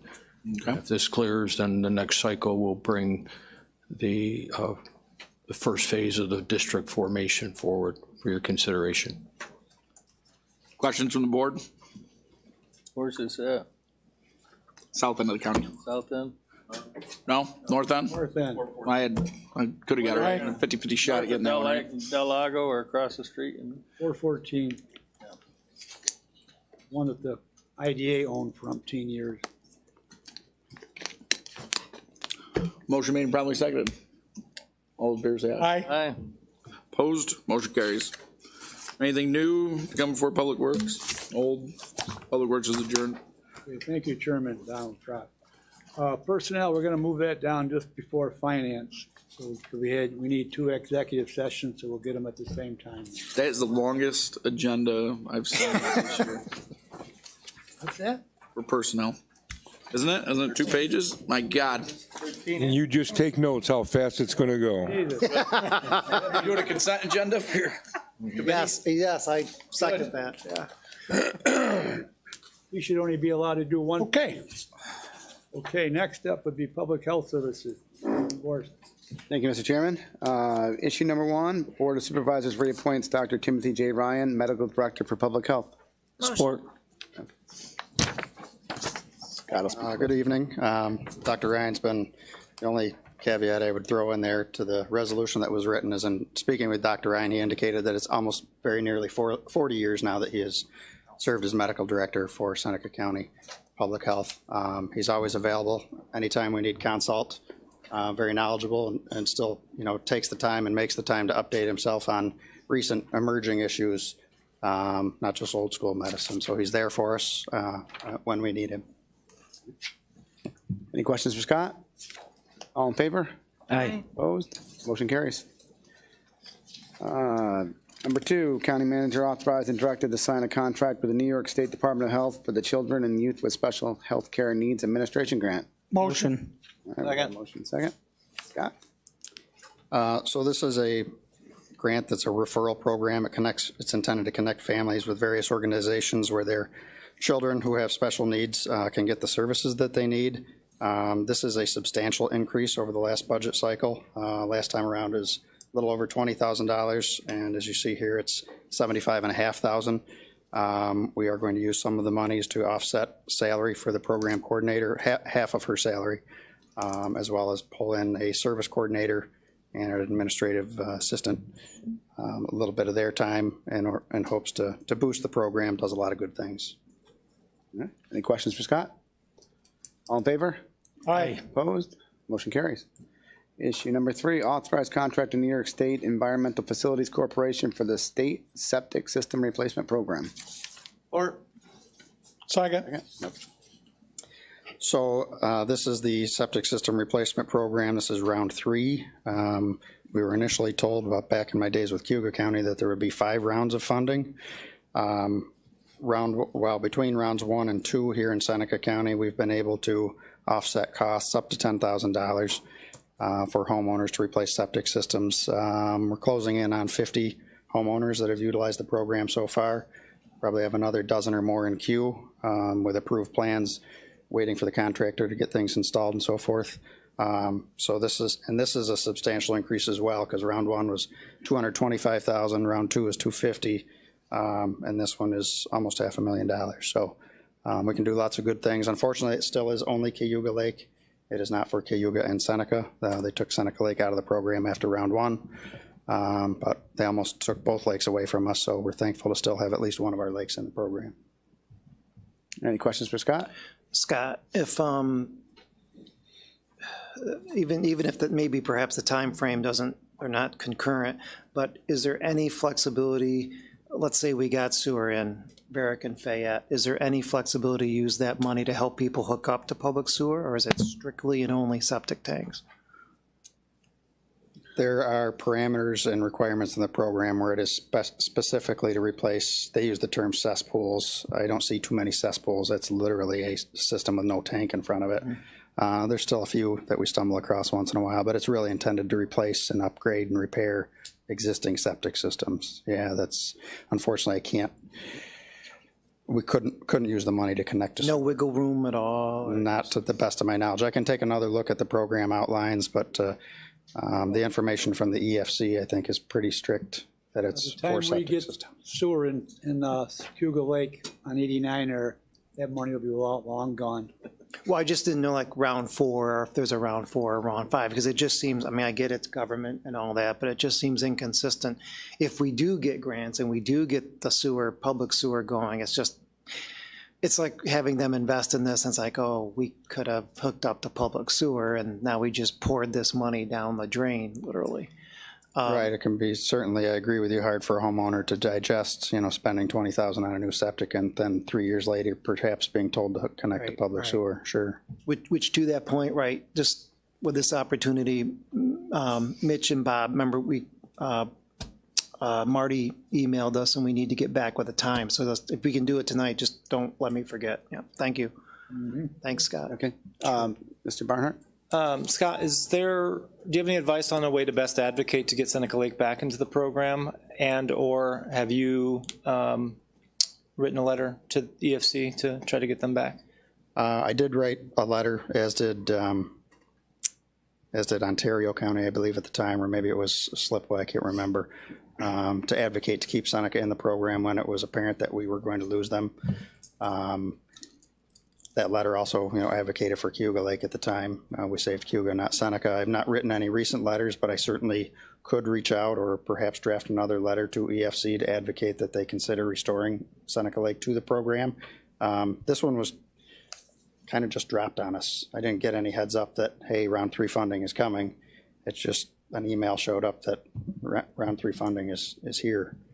So that we didn't really have an opportunity to say, geez, would you please restore it for round 3? They just said, that's...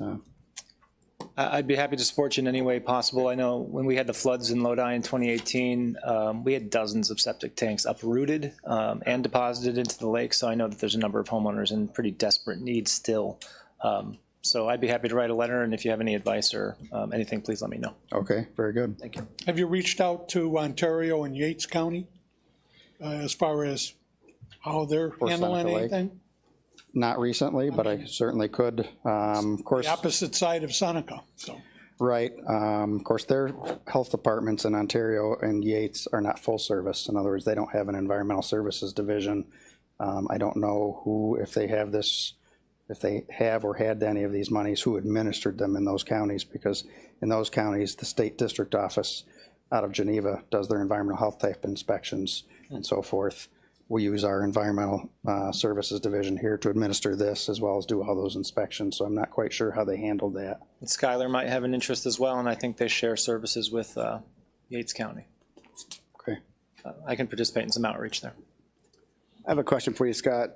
So in the resolution, it says Department of Finance hereby authorized the director to amend the 2002 budget as follows, but there's no numbers in that. Should there be some numbers in there?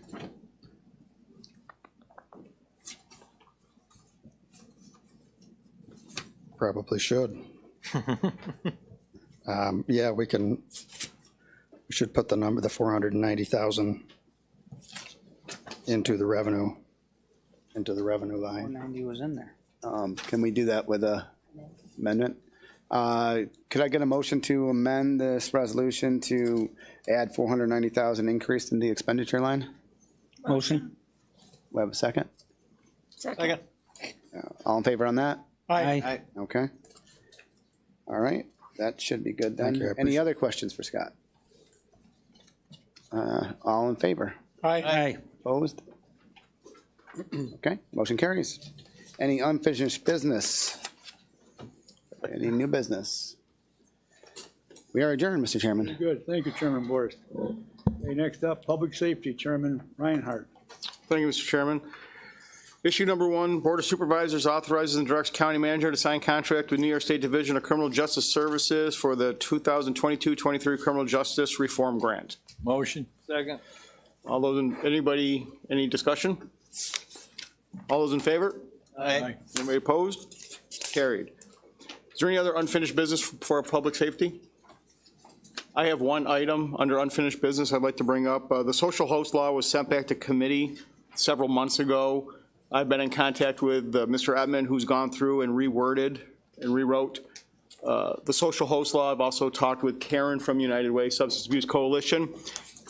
I gave it to the Public Safety Committee tonight. I know it was last minute. I don't know if you've had a chance to look at it or not. If you feel comfortable voting on this or moving it out of committee tonight, I'll leave that up to the committee to decide if they feel comfortable doing that, or if you want more time to look through it.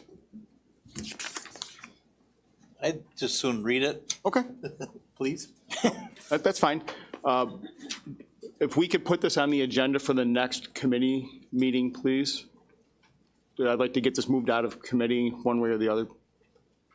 I also, just for the record, I did talk to the district attorney who is in support of this, and I have talked with some local law enforcement representatives who are in favor of this social host law the way it is written. So just when you read that keep that in mind.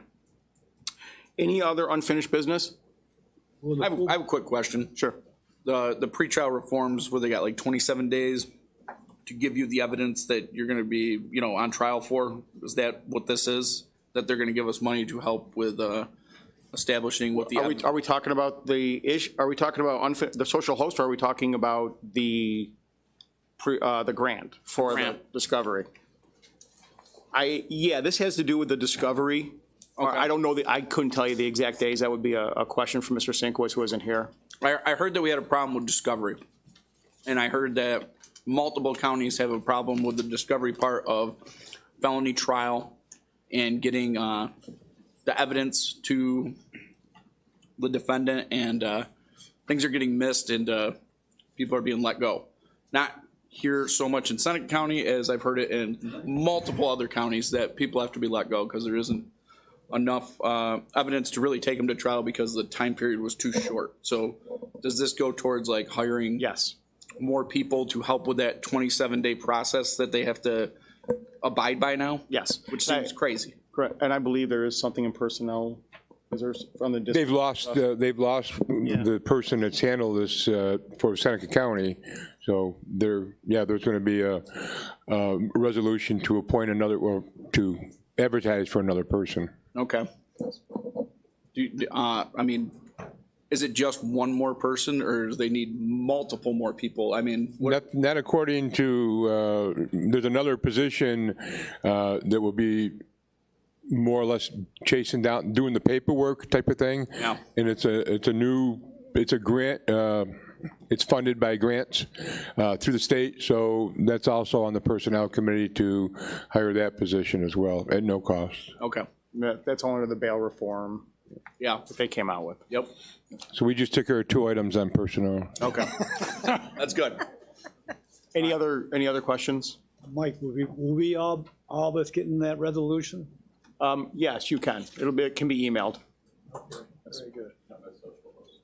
Yes, yes, on social host. So social host is going to come up into committee, the October committee meeting, and then in front of the board if it makes it out of committee in November.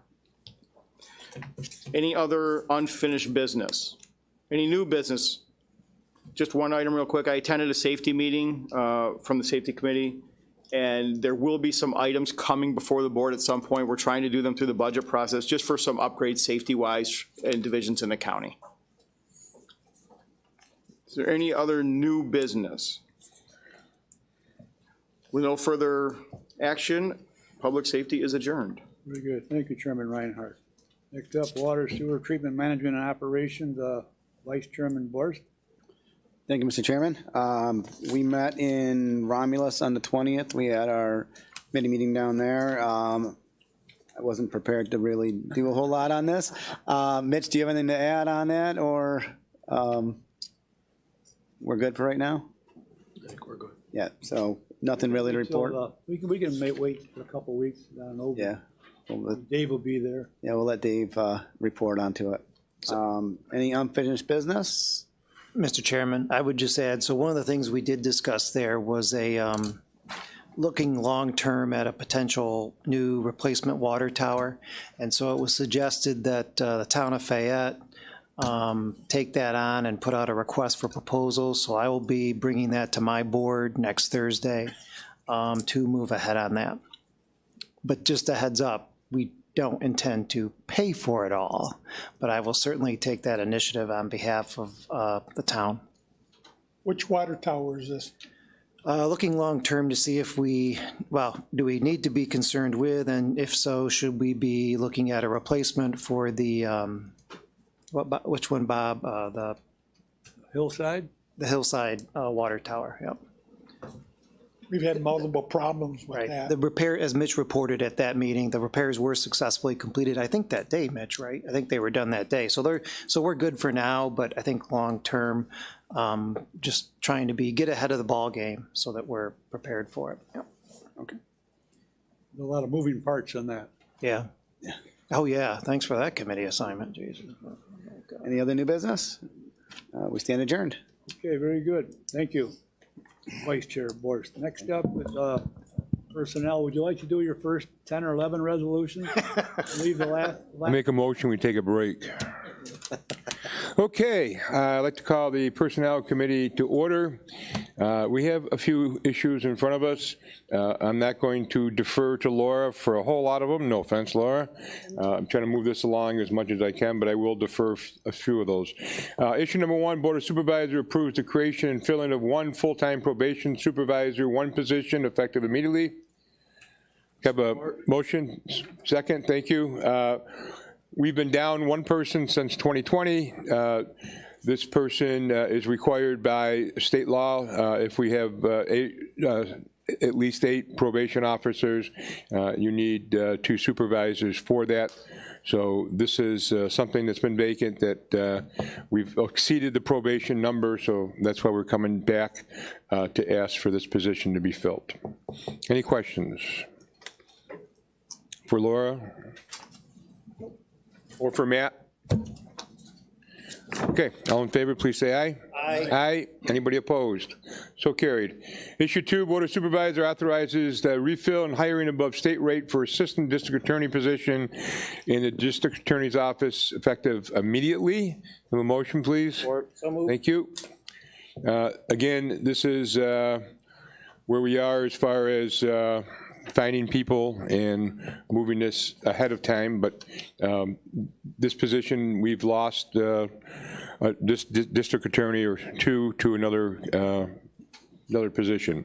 So it refers to what Chairman Trout was talking about. Any questions? All in favor, please say aye. Aye. Aye. Anybody opposed? Thank you. So carried. Issue number 3, Board of Supervisors authorized creating and filling Assistant District Attorney position in the District Attorney's Office effective immediately. Portion. Thank you. This is the grant money one I was talking to you about.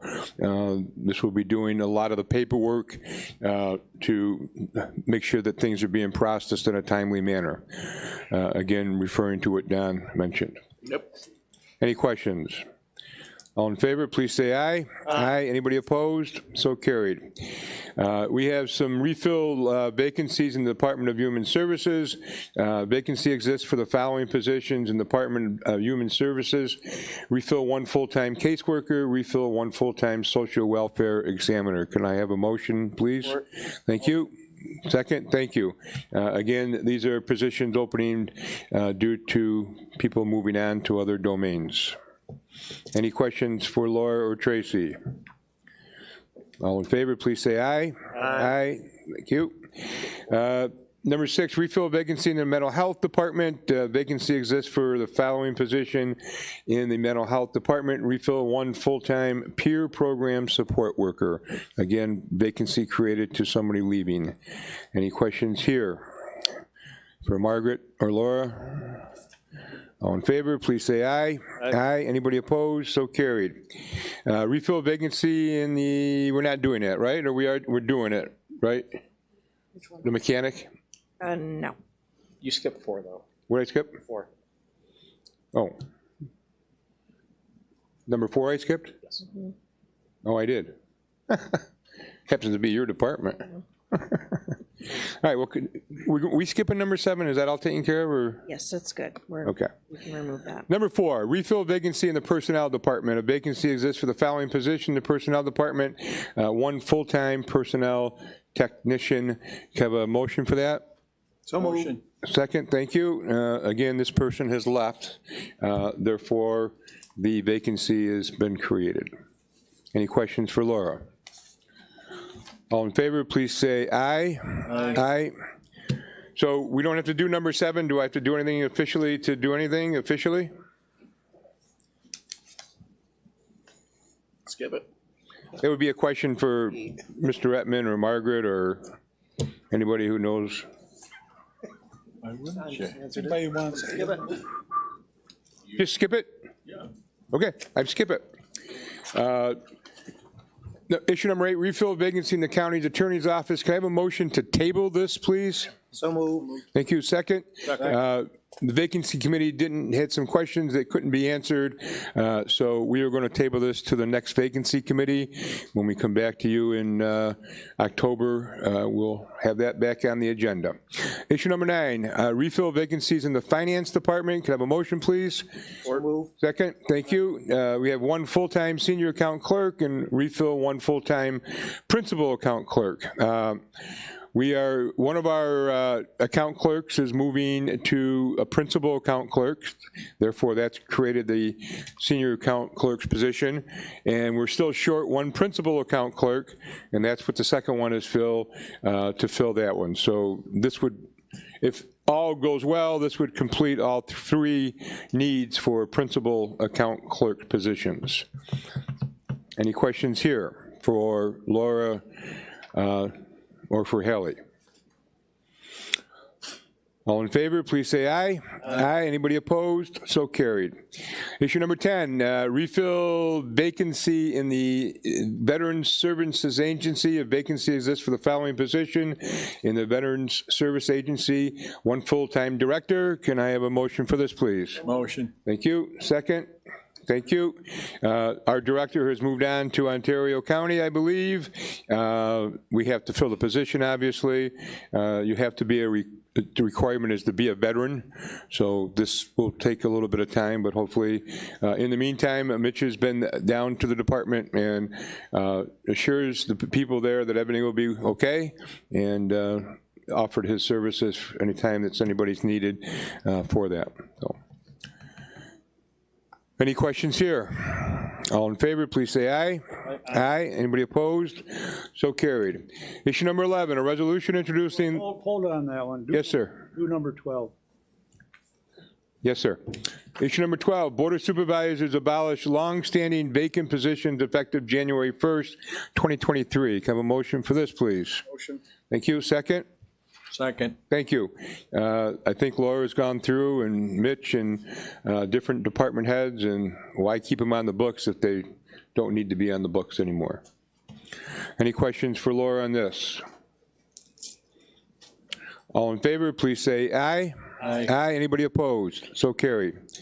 Issue number 13, Board of Supervisors authorize restoration of longevity, to all full-time management employees at the current CSEA bargaining agreement rates effective January 1st, 2023. Can I have a motion for this, please? Motion. Second? Second, I'm sorry, Jeff. Thank you. I am going to let Laura take this one. Okay, so in preparing the 2023 budget, I noticed that there are only 6 people in the whole management group that are getting longevity. I know that when I was here before, anybody hired prior to January 1st, 1997 was on a longevity schedule, was getting that right along. Somewhere between the time that I left in 2015, I believe it was taken out of the CSEA agreement, and you may or may not know, but management follows the CSEA bargaining agreement. Ironically enough, there were those 6 folks that still continued to receive the longevity. However, it was at the lower rate of $1,200 as the maximum. So in going through and talking with different departments that specifically had asked about this, I looked into it more, and I believe that, you know, people that have been here over a certain number of years, and what the CSEA alludes to is at least 16 years, that they should get something for their efforts by way of longevity. I feel that it's the right thing to do. Again, it's your call. And I can tell you that right now, the way that CSEA has just recently been approved, after 16 years, the longevity increase is $1,250 per year. After 21 years of service, it's $2,250. And then after 27 years, it's $3,000. So that is a nice incentive and a nice way to thank your employees that have been here for so long and dedicated their lives to the county. So I'm trying to think what other points might be helpful to understand.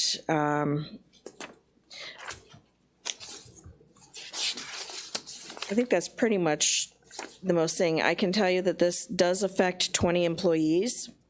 It was 21, but somebody has since left, so actually it's not 33,000 that's listed in this resolution. It's now $30,750. Again, it is up to the board if this is something that you would like to be reinstituted again starting January 1st, 2023. No retro, but beginning with the new year to reinstate longevity. So,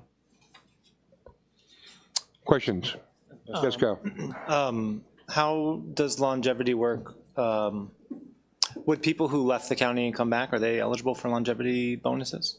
it's all based on your service. For example, I'll take myself. I started with the county in 1996, just before that that award came about for longevity. So I was gone for 6 years. So if you want to deduct that, it looks to, in the payroll system, it looks to your service date, when you're first brought on. So. So to Kyle's point, is it consecutive years of service or? All right. Yeah. So if it is, then if you left, that would be a break. So for me, for instance, I left in 2015. I had 19 years and then coming back later. But I took that time with me and it's transferred back here. It's 19 plus. The 6 years that I was away. Yeah. The 6 years that you're away do not count, correct? That's up to the board to decide. I'm really like the only one that affects, and I'm okay either way. Well, I see an opportunity here, not necessarily to count the 6 years, but to sort of try to lure employees back with this longevity if they had worked here before. So I see the pro and the con here to that. But I think the question comes up is how long is too long also. So if you're going to have a break in service, it's one thing if you're gone a year and a half, but if you're gone 8, 10 years, how long is too long to have your time not count? Because unless things have changed, when you come back, you don't come back with seniority, you don't come back with... Depends on where you come from, but for civil service, yes. Civil service, you do come back with that. You come back with your time in the system, but you may not, if in theory, for bidding of a job, that time may not count towards your years of service because there was a break in that service. So I guess the question is, and either way, it's up to the decider. Sure. If there's going to be a break in service, how long is too long of a break before you lose that time? It is. I think it is a fair question because then you could have an employee, right, who stays with the county, not just in the civil service system, but stays with Seneca County, who they may have 25 years, whereas you left, not you. No, and that's, person X left and came back, and it's like, well, should they have the same longevity as the person who stayed here and weathered whatever they weathered? I mean, that's a fair question. Yeah, and to add to that, you could find yourself in a situation where somebody works here for a year, leaves for 20, comes back for 1, and gets 22 years of longevity payments, which that's not cool. Supervisor Reinhardt. Right? So that would be more of a procedural thing. Once if the board adopts the policy, it'd be more of a procedural thing, type of thing. Well, Mike, to that point, if we go ahead and adopt this, it would seem to me in the future it would be wise to simply, if it's possible, I don't know if one board can commit another board in the future, but if I may, what Supervisor Farrar just mentioned is probably the resolution, as you've indicated, has some questions. If it was had an opportunity to be developed into a policy, that can be adopted and continue forward. Okay. And be able to answer some of the questions that have been raised about cumulative or consecutive, et cetera. I just think there needs to be something consistent for everybody. So and there's a firm number. So it applies to everybody, and we don't have to, well, this one got it, this one didn't get it. What is the number? So it applies and I think to everybody. I agree, and I think in addition to that, and I think, Dave, tell me if this would apply then if we had a policy that was adopted, the longevities for management wouldn't be susceptible to the vagaries of any particular board until that policy changed. It would just happen, and I think that's a more appropriate way to do it. Sure. Yeah. And it should be consistent with the union people as well. Exactly, yeah. Right. Yeah. Okay, any other questions? It was just, under the union contract, it does specify continuous service. How many, Mike? Such employee having rendered 20 years of continuous service would be receiving 900 in longevity. And again, I'm not. No, I mean, but it should be consistent. If the word continuous is used in the language there, it should be continuous, or it should be. It's fair across the consistent. And you can take me out. I don't care one way or the other. I'm just, putting that through. I think it's what's right for the rest of the employees. And I'm all for. I'm not worried about myself, really. I don't care. I'm all for longevity for management and for county employees. Okay. Thank you. Any further questions? Sorry. All in favor, please say aye. Aye. Aye. Anybody opposed? So carried. I have a resolution here to motion to go into executive session pursuant to section 105(1)A, D, and F of the New York State Open Meeting Law. I move to enter into executive session to discuss various matters and invite the following individuals: all members of the Board of Supervisors, the county manager, the county attorney, the county treasurer, and the personnel officer. Can I have a motion for this, please? So move. Have a second? Mr. Farrar, can I ask one thing? All in favor, please say aye. Aye. Aye. Anybody opposed? All right, we are in executive session. As soon as we can get cleaned out, the quicker we can get started. Wait a minute. We're not going to go into executive session until. Wait a minute. We're not going to go into executive session until finance takes care of their business, so we can both go in at the same time. So then we read the resolution jointly together? Well, they have two executive sessions. All right, this resolution doesn't go into effect until finance is done with their committee meeting. Holy moly, looks like the town of Seneca Falls meeting. Mr. Farrar, when you come back, I have something I wanted to bring up under new business. Did you want to address that now before we come back, or do you want to? Do that now, yep. This is. Can I do that? Do that now. Thank you. This is just a real quick, Laura. Any old business for this committee? Any new business for this committee? Yes, Mr. Farrar, I have one thing, please. It came up at the safety meeting regarding the application process for the county and how everything is online, and there's been some issues where some people do not have access to that. I'm asking if it's possible for personnel to open up paper applications now, for those who need them. We accept them. We do. Where do they need to go? Because nobody seemed to know. Do they come to personnel? Call us. They can come to personnel. We can mail them, whatever. Okay, but you will accept paper? We will. I mean, that just means that our staff has to input all of the application into the system. It's easier when the applicant does, but I realize that not everybody maybe has the capability to do that, or, Thank you. That's a good question. Thank you. Yes. Thank you. Any other new business for this committee? Mr. Chairman, I cannot adjourn this committee because are we coming out with action? And we are coming out with action, correct? Anticipated, because we've got a special board. Anticipated action, correct. Okay. At this moment, I'm on temporarily break. I don't know how else to end it. Good job.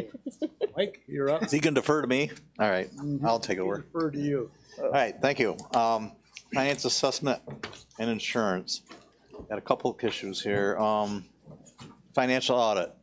Haley, are you going to talk on that, please? Sure.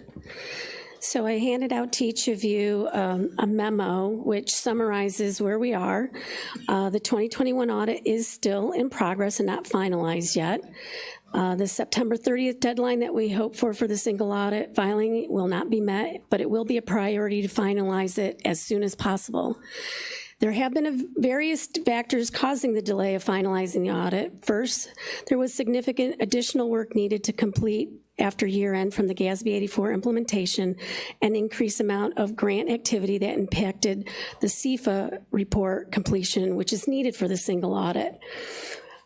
Secondly, the time allotment for the transition to a new audit firm was underestimated. Drescher and Malecki LLP are doing a very thorough job for the first year, digging into areas as questions arrive from their audit testing and gathering knowledge of past activity that is impacting finalizing the 2021 financial report. Once this analysis is complete, I anticipate that there will be some entries proposed in the following areas. Capital assets. When there's construction in progress that the auditors classify from the capital fund, they put them in construction in progress. However, there were amounts that have been sitting in construction in progress for a number of years that are actually closed projects under the highway, the 911 radio project, and airport projects. So we need to book some entries for those projects in our capital asset fund, which is not going to impact general fund balance or airport fund balance per se. It's just a reclassification of these projects. But it does amount to the tune of about a total of $11.6 million that need to be put into their proper spots. Diving into the airport projects, because there were multiple ones, we did uncover that actually within the capital project construction in progress amounts were actually 2 vehicles which really don't belong under construction in progress. One was the 2015 refueler and one was the 2017 snowplow. So those will get classified into their proper categories and noted as such. The payroll payables reconciliation relates to the employer share and employee share of retirement and health insurance and the employer share of the workers' compensation contribution. Through the GASB 84 implementation, that forced us to really dive deeper into what we call the trust and custodial funds of the employee share of health insurance and retirement, and then looking into the employer share on the general fund. We have found that we have some reconciliations we need to dig deeper into. Workers' compensation, if you remember a couple of years ago that the workers' comp budget increased significantly, and that the county contribution then would also have to increase as well. What has happened that while this contribution has increased, the 2% that we charged to the department's gross salaries stayed flat. That did not increase. And the other impact of the high number of vacancies that we've had, we have not been able to really collect this 2% workers' comp charge. So we've got a situation of underfunding, both in 2021, and we've looked forward into 2022 as well. So right now, the underfunding looks to be at $239,000 in 2021. In 2022, it looks like an additional $112,000, and that's just, we estimated based on where we were when we were looking at it, not knowing what the percentage of increase in gross salary might be through the end of the year. So we're looking at what adjustments might be needed for those to get righted. With regard to retirement, there appears to be in 2021 the situation where what we paid to Nisler's is much more than what we actually collected through our allocation in our payroll, where we're short about $500,000. However, when we look into 2022, we seem to be reversing that trend where what we're collecting through our gross pay is higher than what they're anticipating our year-end invoice payment will be. So that may actually right itself by the end of the year, but I wanted to let you know where we're standing and how we're looking into these areas much closer and deeper than we had in prior years. The other situation that's also hitting the payroll payables account, which it does seem like there's a lot of activity that goes through this one account that Finance is looking at actually splitting apart so we can track it separately, workers' comp, the Nisler's retirement, and then also the health insurance. So health insurance also goes through this account, and it appears that there needs to be some more reconciling of the employer's share of the health insurance bill and the employee share of the health insurance bill to make sure that we're capturing any possible adjustments related to either terminations or new hires or change of family events to make sure that that's all flowing the way it ought to be flowing. So that is that bullet point. The GASB 84 bank account reconciliations updated. What we did when we first implemented GASB 84 bank accounts, which were the off-book bank accounts, like which were either at the DA's office, the sheriff's office, county clerks. There's also some with DHS. for various reasons, were not on the county books.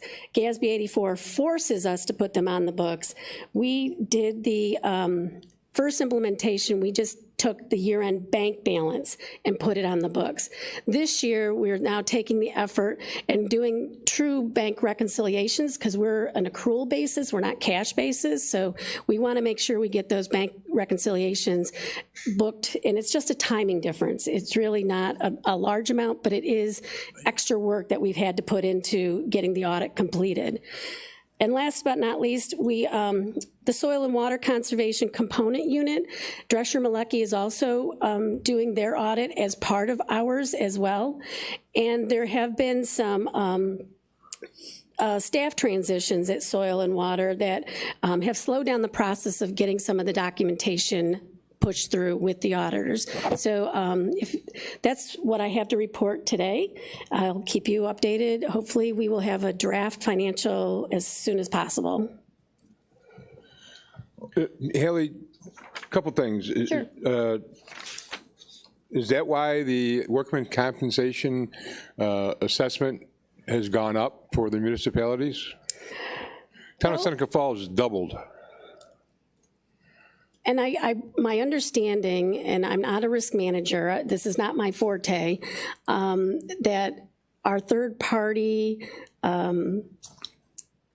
contractor recommended that we increase those reserves and increase the budget because some of the benefit and awards, we were routinely tipping into our reserves. We weren't covering them each year. So I think that's how those contribution amounts were bumped up. We doubled last year. Did you guys double again this year? Yeah. You doubled last year and you just doubled again, right? Is that what you're saying? Yes, correct. Correct. Now, We've got a lot of claims. It is. It's ridiculous. I mean, I don't want to say it's ridiculous, but it's ridiculous.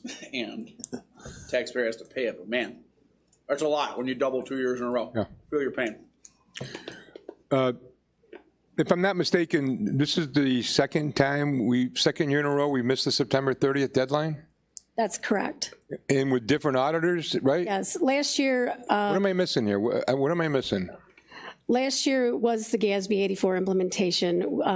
We completely underestimated, and I think they misrepresented some of the work we needed to do to implement it that pushed us back. As well, there was an extension due to the COVID pandemic for the filing last year anyways.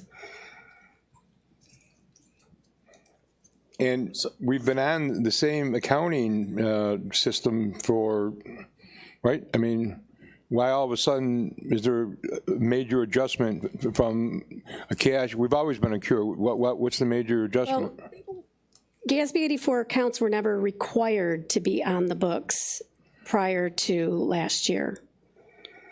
And so we were going happily, merrily along until we were told we had to make those changes. And what's the consequence for missing the deadline?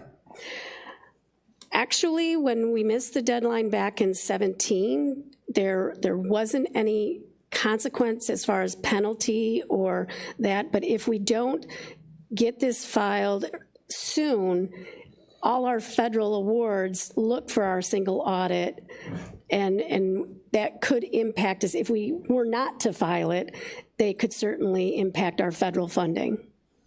Yes. Which would be pretty serious. Correct.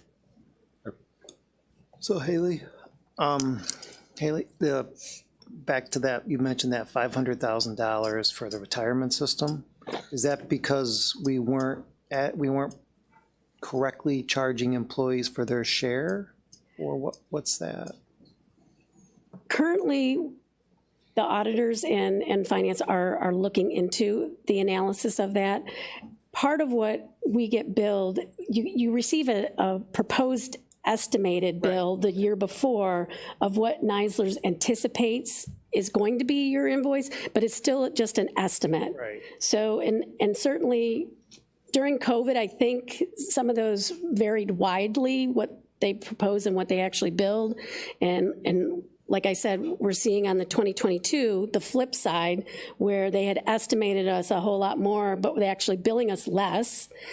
And we do probably need to be mindful that we're changing our salary structure going into 23. Yes. We need to probably be prepared for another swing. Yep. And keep that in mind. Well, particularly too, if you have a huge number of vacancies that get filled at a different rate than what they projected, then that would help account. Okay, I feel a little bit better about that huge amount of money. Yeah. Any other questions for Haley? Hearing none. All right. Thank you, Haley. Which just one more thing. Thinking about that with the retirement system, just as a heads up, we all look at our 401ks and 403bs, down the road, that's going to reverberate through the retirement system. When the stock market does well, the retirement system does well. And it usually takes a year or two so they're, just kind of keep as we budget for things, that could be a real issue a year or two down the road, because the stock market ain't looking so great right now. And that reverberates back and impacts the return of investment for the state retirement system. Might not be a stock market in 3 years. Yeah. It's going. Whew, I have to work forever. I'll never be able to retire like you. Yeah, that ain't happening. Retirement's still funded 115%. Yeah. Okay, let's move on to number 2, I guess. Board update on ARPA funds and processes. I can do that. That good admit that you do? Yep. Okay. Prompted largely by some discussion that occurred at the full board meeting earlier this month. I tried my hand at least a full initial bullet point list, just to clarify and hopefully come out of tonight's meeting with everybody having the same understanding and or resolve any questions they might have. Reminder, the county was awarded $6.6 million in ARPA funds. An ad hoc committee has been formed and has been meeting periodically. The first list of bullet points are the projects that have been funded by Board of Supervisor resolution. The ARPA Barrack Facility improvements, which is an ongoing project. I think I got a typo there. That was County Road 136, which had a second small amount that the board approved at its last meeting. That's why there's 2 resolutions there. The New York State 414 sewer improvements related to the county taking title of that sewer line from the IDA. That's an ongoing project, as are the other 2, the Seneca Lake and the Route 89 sewer studies. So those are, to my knowledge and best of my scouring, the resolution folder are the projects that have been awarded funding through board resolution. The next group of bullet points are things that have been discussed either at the ARPA committee, at other ad hoc committees, or here with the full board. The Village of Waterloo had approached the ARPA committee shortly after they had a bid opening for water treatment plant upgrades. The ARPA committee did not recommend financial support coming under finance. Coming before the full board. There's been some discussion about. Sorry, he was trying to find what you were referencing. Been some discussion about supporting broadband activities. There was a memorializing resolution adopted at the most recent full board meeting. There is an ad hoc committee which Supervisor Partee leads, but at this time there has not been a formal ask for funding. We've talked at ARPA and at the ad hoc committee on facilities about support for various county facilities, a new highway garage, upgrades to finish the incomplete facilities master plan upgrade, which would include, after the DHS phases are done here, opportunities to support the mental health department build out at the HHS building. I don't know that it's had a lot of discussion yet, and I know Supervisor Shipley will want to talk about opportunities to support upgrades at the county airport, including the potential runway extension. There was some talk earlier tonight, and actually during the meeting, I did email you all a PDF that Aaron sent over to me for the weed harvester and the other vehicles. So you all have that now. And then Supervisor Enslow has had a resolution pending before the board recommending the use of ARPA funds to support employee bonuses for those who have not otherwise received a bonus through state legislation or programs. I'm going to stop there and defer to members of the board, but I just thought I'd take initial run at where we've been, where we are, and where we'll go depending on what the Board of Supervisors wants to do. And we do have a calendar cap on the money has to be spent by a certain amount of time. I believe it's 25 or 6 we have to spend the money. Allocated to 24th, I think, by 2024, and then spent by 2026. Yes. Yep. Mitch, thank you for that. A couple other things. I mean, I've been talking to people, some people in some of the conditions of the building, this building itself. My understanding, wallpaper has been off on the first floor due to a mold issue for 9 years. And if you walk down the main hallway far enough, it's still off. So maybe something looking at that. I think Water and Soil was supposed to be sending over something about some drainage, looking for drainage money as well out of ARPA. I don't know if that came across to you yet or not, but when I talked to Erin, she was looking at that as well. Yeah, and that's on the list that I sent out this evening to everybody. Mitch, I have one, just to clarify, and I don't know if this is a question for you. So the ARPA committee, this ad hoc committee, they basically don't have the authority to deny or approve ARPA funds. They just hear it and pass it on. So if something goes in front of this committee that they don't believe maybe ARPA money should be spent on, is it up to the supervisors in charge of the committee? Is it up to the department head requesting to come to the board to ask for the ARPA funds? How is the process so we all know how this money is going to be asked for, so everybody's asking for it the same way? So it ultimately is probably a question to be answered by the leadership of the board. I would say this: the only project that I'm aware of that came to the ARPA committee that was essentially declined and didn't come forward was the Village of Waterloo asked for some money for their water treatment upgrades. There may be something I'm not remembering, but that's the only one that I recall that Village of Waterloo did come to the ARPA committee. That's been several months ago now, and it was the thought that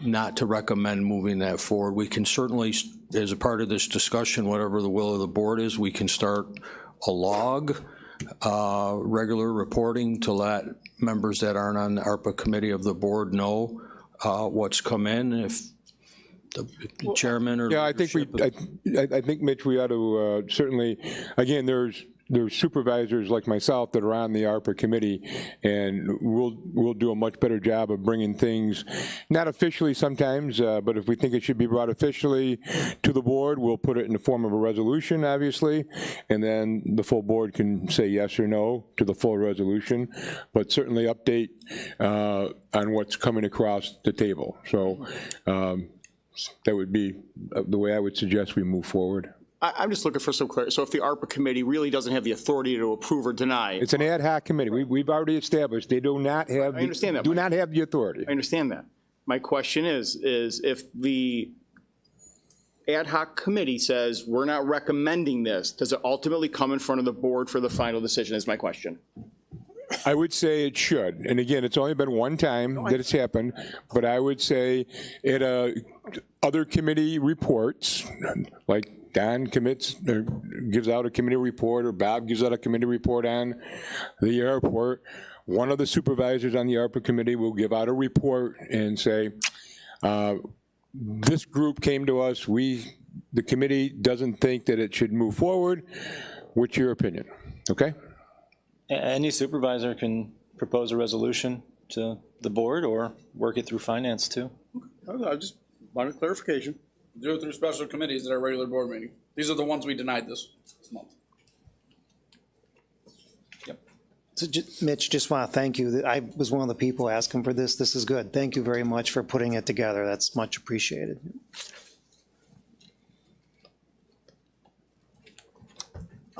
Anything else on ARPA, Mitch, or anything else? That's it. All right. Any questions on ARPA? Hearing none, we'll move down to number 3. Board of Supervisors authorize amendments to the 2022 county budget. Haley, you're back on the spotlight now. So I've brought before you a number of items that we have recognized that we need to make budget adjustments for the third quarter. The first one is a DSS budget adjustment, mainly for the services line for on-call pay.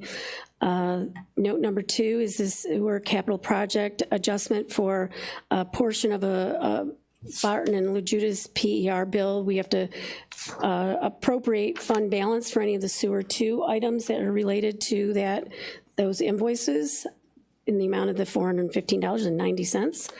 Note number 3 is a workers' comp budget adjustment, like we were just speaking of, benefits and awards and some of the medical bills that are coming through. I met with risk manager Rhonda Mayer and personnel officer Laura Granger on what lines were running short and which ones had excesses in that we could move within the existing budget.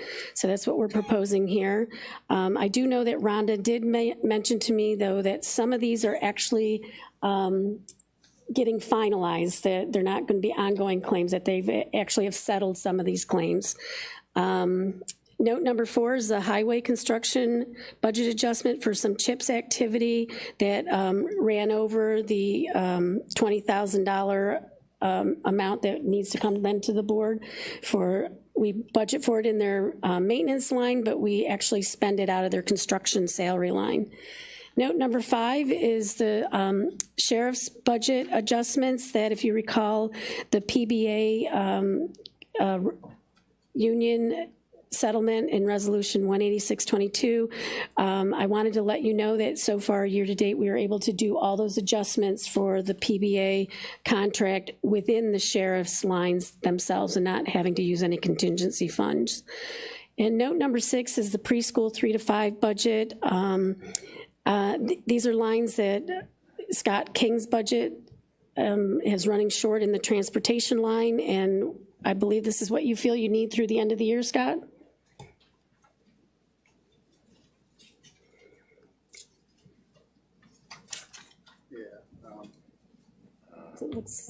Yep, so bear with me here and I'll, first of all, pre-K transportation, it's a mandatory state program. We don't have any choice whether we administer it or not to bus children with special needs to their specialized programs and so forth that they have to go to.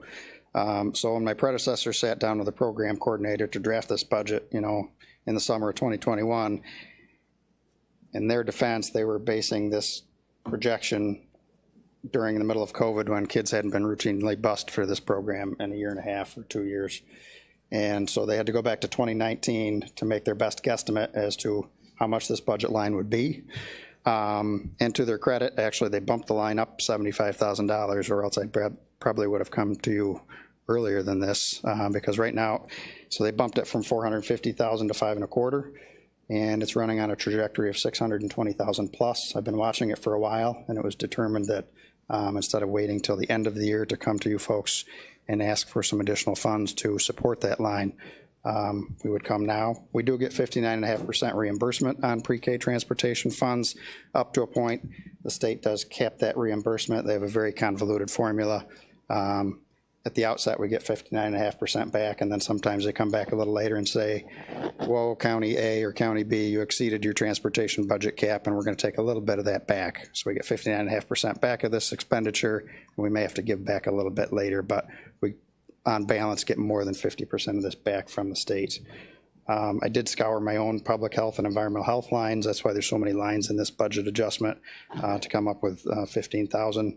Where I could steal, beg, or borrow here, there, and where else before I asked for contingency money. So that's, and one of the big hits to 2022 that couldn't have been anticipated by my predecessor or the program coordinator was that we spent most of this year busing one child to a program in Penn Yan because the other programs were full. Each bus is $475, and then each additional child is $5. So it behooves us to get as many kids on a bus run as possible for that initial fee. This child, all the programs were full, and this child was bused most of this year by himself down to a program in Cuca Lake School in Penn Yan to the tune of almost $10,000 a month. That child has aged out of the program. I had our current program coordinator reach out to Transpo Bus Services, determine the amount of buses that are anticipated to run this fall and the current number of children in the program, and come up with a projection so that I could bring this to you tonight. Well, the total of preschool kids that are serviced by this bus service?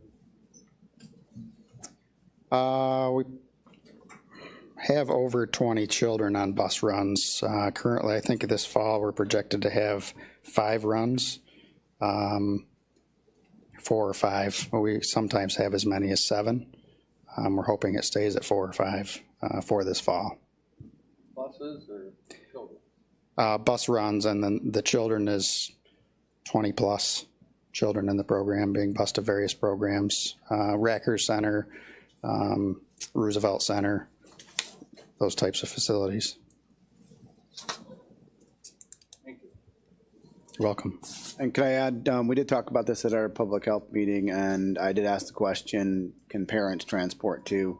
And there is an option for parents to transport and get paid probably not as much as $475 a run, but that does help out with some of the costs of people that want to transport their child also. That's correct. That's a very good point. And we encourage parent transport because it's a lot cheaper for the county, but oftentimes the parents are in a tough spot. The transportation time when the kids need to go to school is when they need to be at work. And so they avail themselves of the busing transportation that's required to be provided. Okay, anything else? Got a question, any more questions? Thanks, Scott. You're welcome. Thanks, Haley. Do I need to do a resolution on that? Yeah, I do, don't I? Do we need a motion for this? The executive session, yeah. No, not the Budget amendment. budget amendments. Yeah, I need a. I'll make a motion. Second. First and second. All in favor of the budget adjustments, say aye. Aye. Anybody opposed? Hearing none? Okay. Now I need, whatever Mike Ferrara said about executive session, me too. No, you're gonna make me read it, aren't you? All right. Pursuant to section 105, 1A, D, and F of the New York State Open Meetings Law, I move to enter into an executive session to discuss various matters and invite the following individuals: all members of the Board of Supervisors, the county manager, the county attorney, the county treasurer, the personnel officer, and that's it. I need a second on that. Second. All in favor, say aye. Aye. Second from a finance person? Yes. Aye, motion, second. Yep. Whatever you need, Mike. I'm on it. I make a motion that, Mike, I'm sorry, Joe, you can't do that. You're on the, are you on the finance committee? Finance. No, you can do that. All right, so I got first and second. All in favor, say aye. did it. Well, yeah. We're here. Joe and I second it. Aye. All in favor, say aye. Aye. Anybody opposed? I think I'm on it.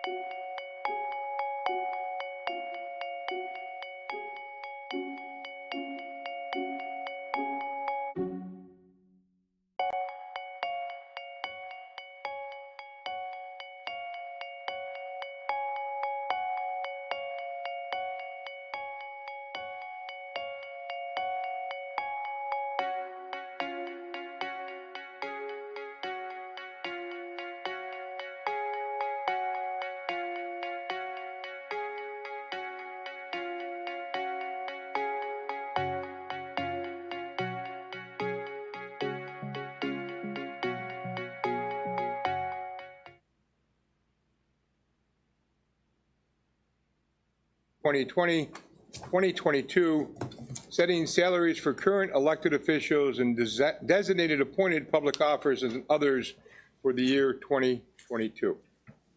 Have a motion, please? Have a second? Any questions? I'd like to make an amendment to that resolution to not include county supervisors. Can I have And a- the chair. Pardon me? And the chair. So moved. And the county chair. Yeah. Second. Thank you. Can I have a vote on have a vote from the Personnel Committee on the amendment to the resolution? Aye. Aye. Aye. Anybody opposed? Okay. So now we have. Where's she going? We're in public session. We started without her, that's why she just walked back out, I believe. What? We started without her? She's going to get her notebook. You can watch it on YouTube. We need her, right? Should. We're okay. Margaret? Well, he's taking the note. I got Dave's the- taking the Make it so. note. Okay, so we have a resolution that it's been amended that does not include the county supervisors and the chairman. And can I have a So moved. motion and second? Thank you. All in favor, Personnel Committee? Aye. Aye. Aye. Mr. Chairman, yes? You want to address the Sheriff Sally? sheriff? Oh. You could just. Personnel Committee, I'd like to make a motion that we raise the county sheriff's salary to 100. 105,000 and 500. 500. 105, So moved. 500. So have a motion for that? So moved. Second? I need a second. Mike can't second. Second. Ernie, thank you. Mike, Any discussion? just Yes. one question. So would that take him, Laura, would that take the sheriff off that chart? Yes. Okay. Step 14 is 1.336, step 15 is 106. But there's nothing requiring him or her to be on that chart? Technically, No. I don't Okay. think so. All right, yep. And I want to make it clear that, again, this is something that we, depending on the election, well, no. Well, we'll have this all resolved. Have the right to The set study this will every have it year. resolved One more maybe. year. Yes. Okay, so You should tell that firm about. that's why we can do that. Yes, that makes sense. Yes. Okay, any further discussion? All in favor, please say aye. Aye. Aye? Anybody opposed? Abstain. We have one abstention. Mike. Supervisor Reinhardt abstained. Okay, Mr. Chairman, we've already done old business and new business. The Personnel Committee is adjourned. Okay, very good. Good. Mr. Farrar, can I ask one question? Not to beat a dead horse. When we talked about the longevity, it came out of committee, but it was talked about, we agreed that there needed to be a change, but we never made an amendment to that resolution. So I'm curious, are we doing that through policy, or are we doing it through the amendment, through the resolution? I would recommend policy. Okay, That gives us time to clean up some of this, and it'll still be in place in time for the new year or whenever. Okay, I just want to make sure that it doesn't get, we talked about it and then it. We can do this by 9 o'clock. You got it. Let's get her done. So just, we are going to address it at policy level now. Okay, the camera's still rolling. You ready to go to the regular board meeting, special board meeting?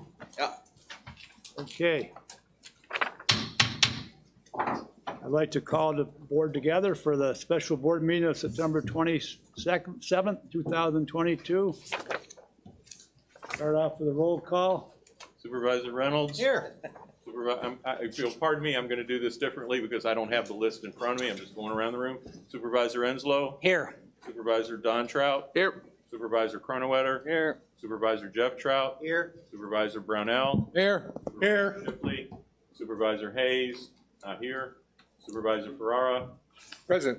Supervisor Reinhardt? Here. Supervisor Boris? Here. Supervisor Barnhart? Here. Supervisor Partee? Here.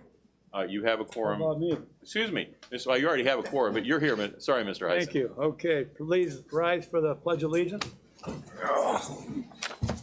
Pledge allegiance to the flag of the United States of America, to the republic for which it stands, one nation, under God, indivisible, with liberty and justice for all. Okay, please be seated.